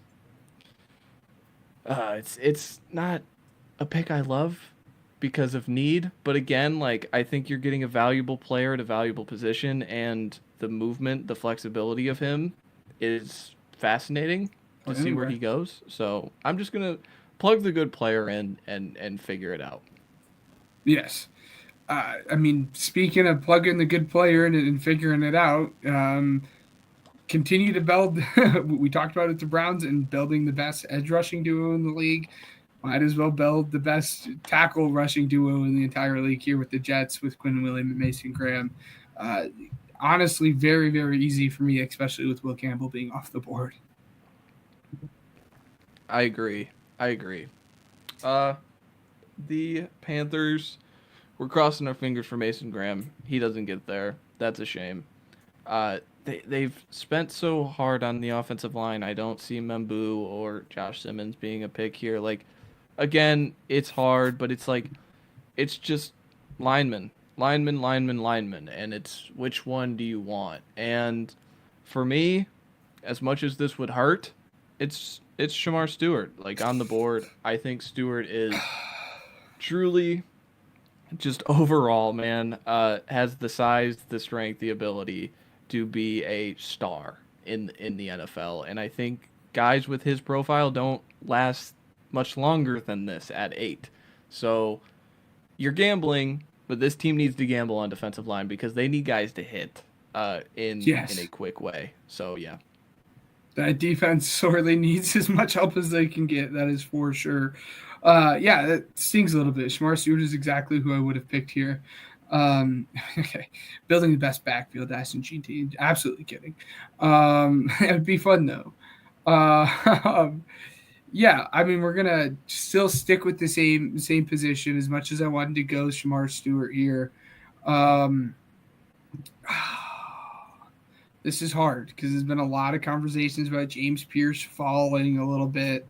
And then you also have kind of the history that Mike Green brings. But we're just going to get just the best pass rusher in this entire class, even with the history that he brings.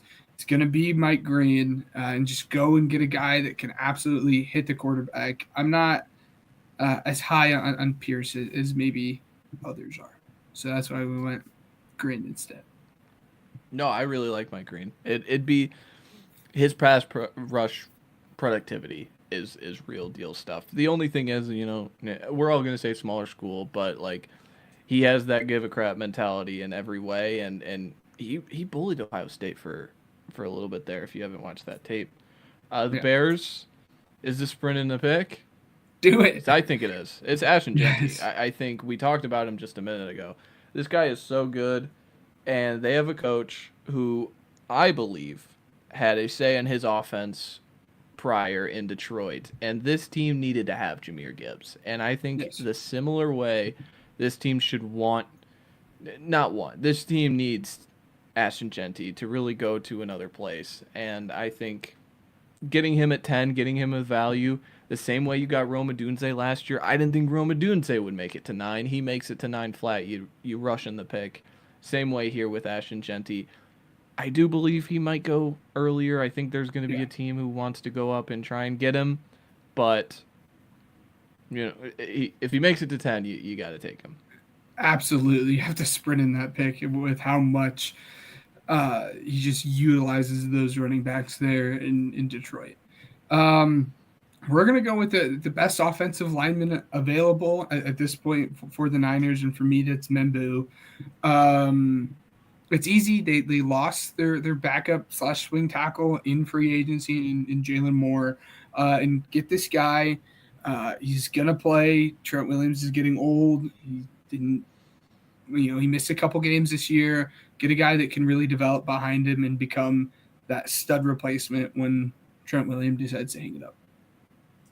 No, I absolutely agree. I would have Simmons higher. You know this. We've talked about this. Yeah. But Membu is not a bad pick. And it's a way to get Colton McKivitz off the field at right tackle for the time being. I think that's a plus. The Cowboys. Fascinating. What do the Cowboys really need? They've kind of just taken 1-year flyers. I feel like they've left the receiver position open purposefully. So it's like Burden is an easy pick. I feel like we've done Burden before. I don't really want to do, recycled picks this early into the mock draft. I want to keep continuing the cycle of new players, new content. So why not get a freak like Jahad Campbell? Like, am I insane for thinking? I love it.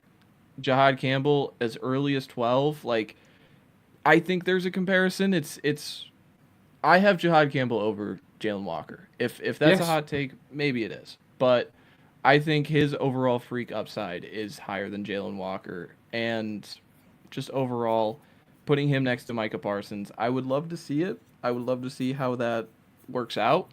But yeah, I'm in on Jahad Campbell, and the rumblings of Jahad Campbell is a lot of teams in the top 15 are in on Jahad Campbell, and just like Micah Parsons was in 2021, he doesn't have a positional home.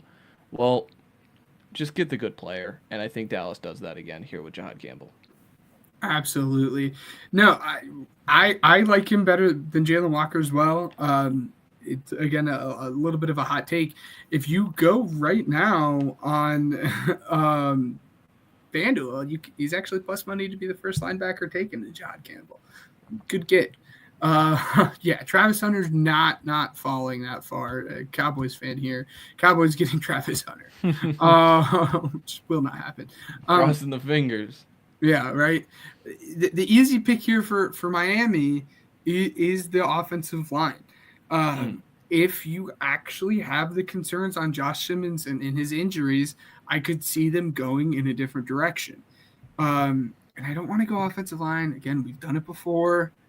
So I'm not going to do offensive line. They just lost a very good player at their position. And lucky for them, Malachi Starks is in this draft. They just lost Holland in free agency this year. He would be a very, very fun player to step in immediately and fill that role in almost to a T there. Malachi Starks, man, he'd be fun. Yeah, Starks is another one. It's like overthinking for him. Like, I think he's a real deal center fielder. Man, I just watching him at drills in person for the one day that we went to Indy, me and Ryan, or Ryan and I, he looks the part, man. Like, everything was just so silky smooth, even if there was no pads. I think that guy is just, what you see is what you get, and I don't care about the athletic testing. Yeah. The Colts, I feel like we've gone a few different ways, and it's like the most obvious ways, like it's corner or it's tight end. I think this time I'm going to go Jahdae Barron, just because I don't think we've done that before. I think we've done Will Johnson and Tyler Warren. So, yeah, Jahdae Barron out of Texas, played the star a lot, moved out to outside corner, won the Thorpe, the best corner in the country this past year. I think he's just a jack of all trades. I think if you want to put him close to the line of scrimmage, you can. If you want to put him at outside corner, he's a little slight, not super long, not as long as Will Johnson as a modeled outside corner should be, but I think he attacks the ball with instincts, and he's just an intelligent player on the outside. That Jahdae Barron at 14 is a good pickup for me. Absolutely. And with the signing of Travarius, this would kick Jahdae probably into the nickel. Yeah. So it's kind of like maybe an organic rise like McDuffie it was a few years ago. Absolutely. I love this pick. Again, they have the need, and Barrett is just so good, and we'll be getting into secondary breakdown within the next few weeks. So we're going to kind of go chalk here in terms of position, but not the player that you guys think when you think of the guys here on the board. You see the guys here on the board, and you think of James Pierce. Well, I'm going to continue to, for the most part, I've pushed back against the rumors on him, maybe falling into the second round. But we're going to read the tea leaves a little bit, and this is going to be a little bit high for this player, but they need to rush the passer. And arguably the best pass rusher in the entire class when it comes to being a sack artist is here on the board. And he is my guy. I loved him when people didn't love him, and now people are kind of getting to him a little bit more. That Donovan Ezraku, man. Go out and get the guy that can rush the freaking passer, and he has the arm length. He has the athleticism to do it, and they need it. 18.2%. It's absolutely ridiculous. Yeah, I mean, long freak athlete at the edge rusher position. What's not to love about Donovan Ezraku? Then we get to the Cardinals. I think it's like we could look at, interior. I think I'm just going to take Walter Nolan. I think it's the easiest pick on the board. Darius Alexander in the top 23. Whoa. But yeah, Walter Nolan, I think just a true – I think they got a true edge in free agency in Josh Sweat. I think now you still need to address it for me. And I think Walter Nolan possesses the athletic ability to be a very good, run-fitting defensive tackle with the upside to get better as a pass rusher. So I'm going to take him here at 16. No pushback here. Yeah. They absolutely need it. We're going to, again, get a little funky. We're going to go a little bit outside of the box here. We just saw the Bengals re-sign their top two pass catchers. And would it be maybe a little bit of a waste to draft another pass catcher here? Probably, but go out and just build an elite passing offense. Give me Tyler Warren here. Give me Tyler Warren here. It would be so much fun to see Tyler Warren, Jamar Chase, T. Higgins with Joe Burrow. Again, they have needs at other positions. I don't want to discredit that. They could have went guard.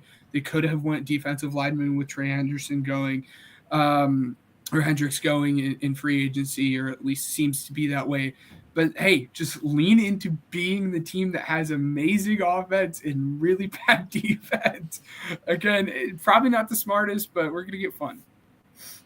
Listen, Bengals fans, don't get mad at me. It's the guy on top. It's Ben's. That's Ben's pick. All right, don't come at me because James Pierce is on the board. All right. Yes. Yes. No, but Tyler Warren makes it fascinating. It gives them, because they re-signed Gesicki, it gives them a fascinating 12 personnel look. I think they could still get it back in this class. I think Chase Brown is pretty good, but that more speaks to the talent of the back class rather than Chase Brown specifically. But yeah, no, it would be again, fun. passing up on James Spears would probably send a lot of people into a frenzy. I understand that. I for those who are listening, please, I understand it, but I wanted to be fun. Wanted to do something a little bit different, something we might not have seen. That's why I went Tyler Warren. Love it. Yeah, like the Seahawks are weird because they only take those really premium positions. And like I think there's still room to get a receiver like a Burden in there, but it's hard to project Burden in that, kind of scheme because you have two guys who are already kind of get the ball within 10 yards of the line of scrimmage and now Cup and JSN. So I'm going to go the other route. I'm going to go with Golden. I think it's a fascinating pick to get a speed element in your offense. It makes you more multiple, it gives you more options. It takes MVS off the field, which I think is a plus. Even if he was really good down the stretch with the Saints, I think getting another projection in there with just getting more options for Sam Darnold to really see if this works. And this is kind of like, well, why not take a guard? Well, John Schneider's not going to take a guard in the first round. He's told us too many times that he's not going to do that. So I'm not even going to try and predict his brain that he's going to do it this year for Sam Darnold. But I think Golden's a fascinating pick. Oh, yeah, I love it. Again, it adds an element to that offense that they don't have right now. Well, at an elite level, I guess they have with MVS, but spent a lot of time talking about the James Spears slide, but I think this is where it ends. I was hoping for Jahad Campbell at this point. It just didn't happen. But yeah, I think this is where the James Spears slide ends. Just go and build a very, very dominant defensive line there. What an edge rushing group. Yaya Diaby, Hassan Reddick, and now James Spears Jr. That'd scare me. Fun. It scared Derek Carr. I know that. But I think Denver's tough. Denver kind of, solidly filled out the needs. Hufanga, Dre Greenlaw, they get a pass-catching tight end, so we don't really have to, talk about Colson Loveland's on the board. So it's tough to project. Do you get another long physical corner in Will Johnson next to Pat Surtain? That's interesting. It gets Riley Moss off the field, which I think is a benefit. Looking at it, I think I'm just going to get another interior rusher. I think Derek Harmon is the best player on the board. So just looking at it with need and player in mind, I think just keep stacking up the defense. Keep filling out and shoring up the holes on your defensive side of the ball, because I think that's your best shot at winning long term is kind of let's float with Sean Payton and Bo Nix and let's be a top 5 defense. Let's make it an intent to be one of those top 5 defenses. Yes, and it got really interesting because the easy pick there was always either Tyler Warren or Colson Loveland, but the signing of Evan Ingram really put a hamper on that. You really scared me there when you said Will Johnson. I would have been upset because you would have just stolen that pick out from right underneath my nose there. The easy pick, Will Johnson should not be on the board at this point, and they're a team that needs cornerback help, needs someone alongside Joey Porter Jr. there. Easy pick, Will Johnson here. Absolutely. I will say, Mike Tomlin did meet with Jalen Milroe. Stop it. And Jalen Milroe ran a 4.3. Stop that. I'm sorry. I have to, guys. Zip Love it. Jalen Milroe. But Zip it. Yeah, I don't know who, I can't remember what insider made that tweet, but floating it, like someone tweeted out, it was like, why are you including the top, the 21st overall pick? We know that ain't happening, but I thought that was funny. The Chargers. Sprint in Luther Burden, please. No! I mean, I'm sorry. But No, like you're right. overall, It was a this good team, pick. I like it. this team swinging and missing so hard on the receiver market, having all this money, like it continues to show that like drafting valuable receivers is one of the more, valuable things you can do. I know I double said the word there, but like just really putting an emphasis on it is that like two teams going into this with a ton of money was the Patriots and the Chargers. And both teams are not going to leave with an intriguing receiver prospect, like out of free agency. You need to get these guys in the draft. You need to get them high in the draft. They hit on Ladd McConkey last year. Let's go even higher, shoot even higher with the 22nd pick in Luther Burden this year. Yeah, no, absolutely love the pick. I mean, Could see Colston Loveland here. Could see it because of the Michigan background. But yes. Yeah, I mean, I was upset because it's exactly who I wanted to go here. I mean, we're gonna keep it the same position though. They have expressed the need and desire to want to get, or at least try to find someone that could be a wide receiver one. Given I don't know if his upside is there, but we're going to continue to add to that wide receiver room and bank that maybe Mbuka could be the dirty work wide receiver one. Go out and try to find someone that can step into that wide receiver one mold. The Packers drafting like every wide receiver two possible to not have an alpha one would continue to be one of the funnier things that they could do. Bit. But yeah, Minnesota. So they swing very hard on the interior offensive line. They have a center, they have a guard, and they took 2 interior guys. So IDL is not as predominant of a position at this point. Tackle, not a predominant position at this time. Michael Williams is fascinating. Jalen Walker is fascinating. I don't know what to do with Jalen Walker. Like, I think this is the spot to really take him.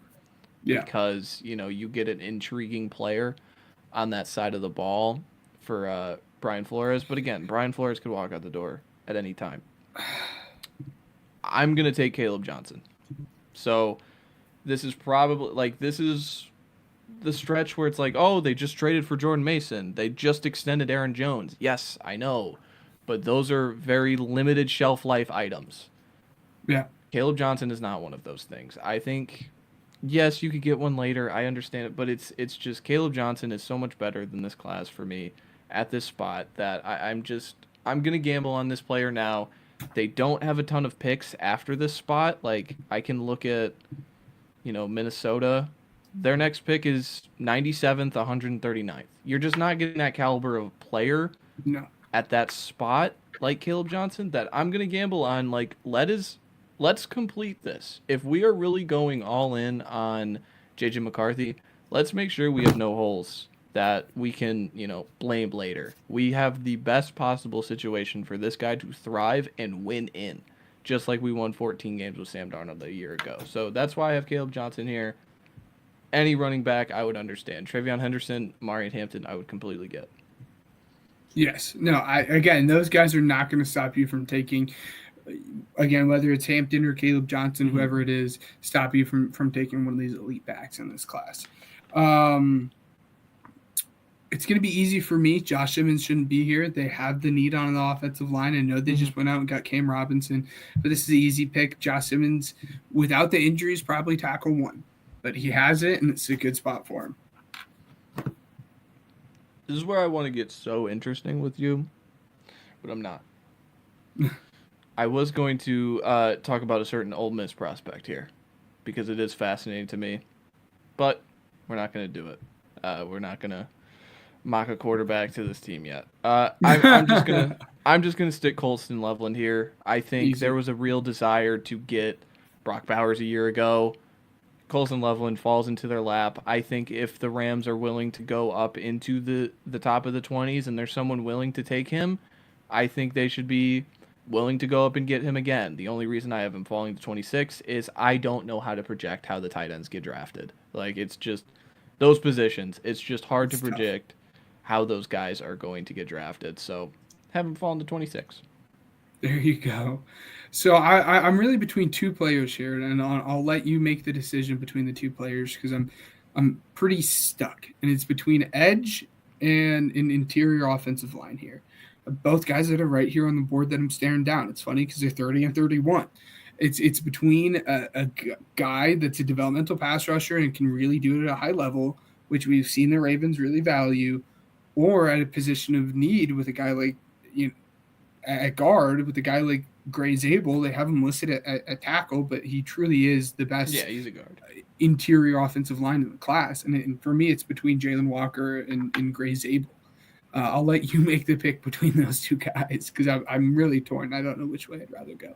You're setting me up because like I love Gray Zabel, but I do have Jalen Walker higher on my board, and he's such a Raven. I feel like you put him in that purple and black, Exactly. like he's just like, as the kids say, he's gonna add aura. So yeah, I think Jalen Walker should be the pick here. Absolutely. It's again another tangent by me, but like he is so hard to project because like someone I really respect and Dane Brugler has him ranked at number 3, and I'm like, whoa, dude. Like I love his opinion. I love his draft guide every year, The Beast. But it's like 3, Jalen Walker. It's tough to get there with him because he is all projection for me. He took over that Texas game in a real way. It's just I don't think he's going to go as late as 27. But we said the same thing with Nolan Smith, and he went in the 30th. So Jalen Walker is so eye of the beholder that it's like someone's going to do it. I just don't know who. And before that, like I feel like we're just going to end up having him fall this far down because we just don't know what to do with him and where to put him. But the Lions, I think this is sprinting Mykel Williams. I think he's just, again, taking an edge. I thought about Zabel here, just replacing Zeitler right off the bat. But overall, Mykel Williams complements Aiden Hutchinson really well. Hutchinson hopefully gets back week 1 after his leg injury. I know there was a shot he wanted to play in the Super Bowl, so his recovery, his rehab should be going phenomenally. But yeah, get another one of those big, broad body types on the edge for the Lions here. Absolutely. This pick is really easy for me here too. Again, we talk about their need at running back. And my RB2 is still here on the board for them. And that shows you how good this draft class is that we're going to see 3 running backs taken in the first round here. And it's going to be Amari and Hampton. And I really think it adds a level to this offense that they did not have this past year. So very easy picking Amari and Hampton here.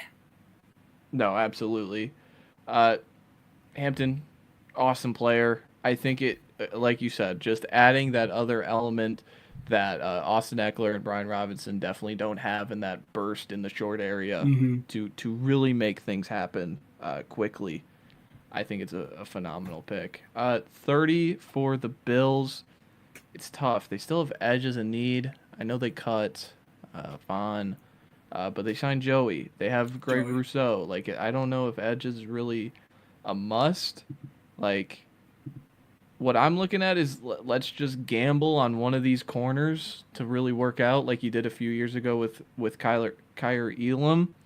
And again, I'm going to take Chevin Revel. Like, I think he just has the body type overall. He's coming off an ACL tear. I understand that. But just the overall body type, the size, the physicality, and the long speed to survive on the outside. And I think just dropping another guy on the outside is going to do them wonders. And if he was able to play this season, I think he would have went higher than 30. That's how good I absolutely love him and love the pick. As an Eagles fan, that was the last team that I was holding my breath for because as a player, I really wanted 32. That's besides the point. Going to make it super easy. They're going to need to find a tackle here in this class, and Calvin Banks is staring at him. This is one of those picks, again, that they just run up, say, he's here. We didn't think he was going to be here. Calvin Banks. Come and be a Kansas City Chief here. And it's just like I think Kansas City signing Jalen Moore, that doesn't mean Jalen Moore is going to be their starter to me. It's just like I think they're just trying to find 5 guys now. Like, they were not going to pay Tooney, so they got off his contract a year early. Understandable. They didn't want to wait on the comp pick. So now it's like, all right, now we got to build this in the aggregate. Now we got to find, who's going to play. We just need to find 2 more guys. We're keeping Trey, we're keeping Creed Humphrey, and we're keeping Jawan Taylor. We just need to find 2 guys. Let's spend all the resources needed to find those 2 guys. And this is just another resource thrown at it. And someone's going to be left out in the water, but you got 2 good players on the field. But the Eagles... Please. I'm getting on my knees. Who do you want? Oh, come on. Who do I want here? Who do you want here? One South Carolina player. Oh, do you? Yes. No, for those who are unaware, I am just infatuated with Nick Imamori. Absolutely loved him. I was very happy that he had a good combine, but sad because it really pushed him up people's boards. And then when you consider that they traded their box safety / like star Viper role in GJ, slides into that position just almost perfectly and continue to just build one of the best young secondaries in the entire league. I would be jumping out of my seat. That is my dream pick at 32. So this is the final 32. I'm going to save my thoughts on Imanwari for a later date. But okay. Yeah, this is the 32. I think we did a very good job. I think we had a little bit of out-of-box picks, but I think they fit well. I don't think we rushed or really reached on any picks here. I think these are the 32 best players. Bengals fans, again, I formally apologize. Just wanted to do something fun. But yeah, it's Mock Draft 3.0. Thank you guys for watching that and tuning into that. Wrapping it up here, Matt, do you have any final thoughts here before we let the wonderful, beautiful people go? No, not really. Just respect the privacy of Ryan right now. I think he's just taking a break and just a little pause on this right now. Like, there is no doubt that that guy is going to come back on here and be juiced to see everybody and juiced to bring his his explosive nature, as we talked with the running backs, to the podcast with the two of us. But yeah, I mean, that's it. Receiver rankings will likely come out. We've talked about that. That'll likely come out as its own YouTube video on Friday. But other than that, I think this was a great podcast, brother. I think it was great. We're starting defensive prospects next week. Yep. You guys will have to stay tuned. In terms of the defensive prospects, just due to time, we've squished a couple position groups together. Just giving you guys a heads up there. Again, Ryan will be back. I'd like to echo everything Matt just said. And then, come on, there's no better time of year than it is right now. Draft season, March Madness is about to start. Good luck to everyone. Hopefully, your bracket. Who's your final four? Let's do that. Let's do a send-off. That'll be the final thing, because I do have to get going here.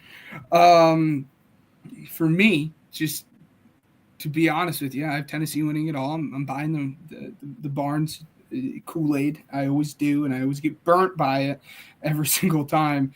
My final four here is Auburn, Florida, Duke, so the 3-1 seeds, and Tennessee. And to be frank, I actually had Tennessee matching up against Clemson in the Elite Eight. I had Houston getting out in the Sweet 16. So, but yes, I have Tennessee winning it all, with Duke, Florida, and Auburn being the other ones with Tennessee. My final four is all the 1 seeds. I didn't know. I don't know what to do. I have Duke winning it all. I think Duke is the best college basketball team in the country. So I'm just taking the best team, and I think these 1 seeds are very, very good. So I'm not going to bet against them. If I'm wrong, I'm wrong. Womp womp. I went chalk, and it burns me. Oh, wow. But yes, we enjoy the chaos of March Madness. I think that's why we tune in. Absolutely. And then, as always, we'd like to thank our sponsors, Spotify for podcasters, Uppercuts Grooming, and Regional Radio Sports. And we will see you guys next week with Defensive Prospects. Thank you guys for tuning in.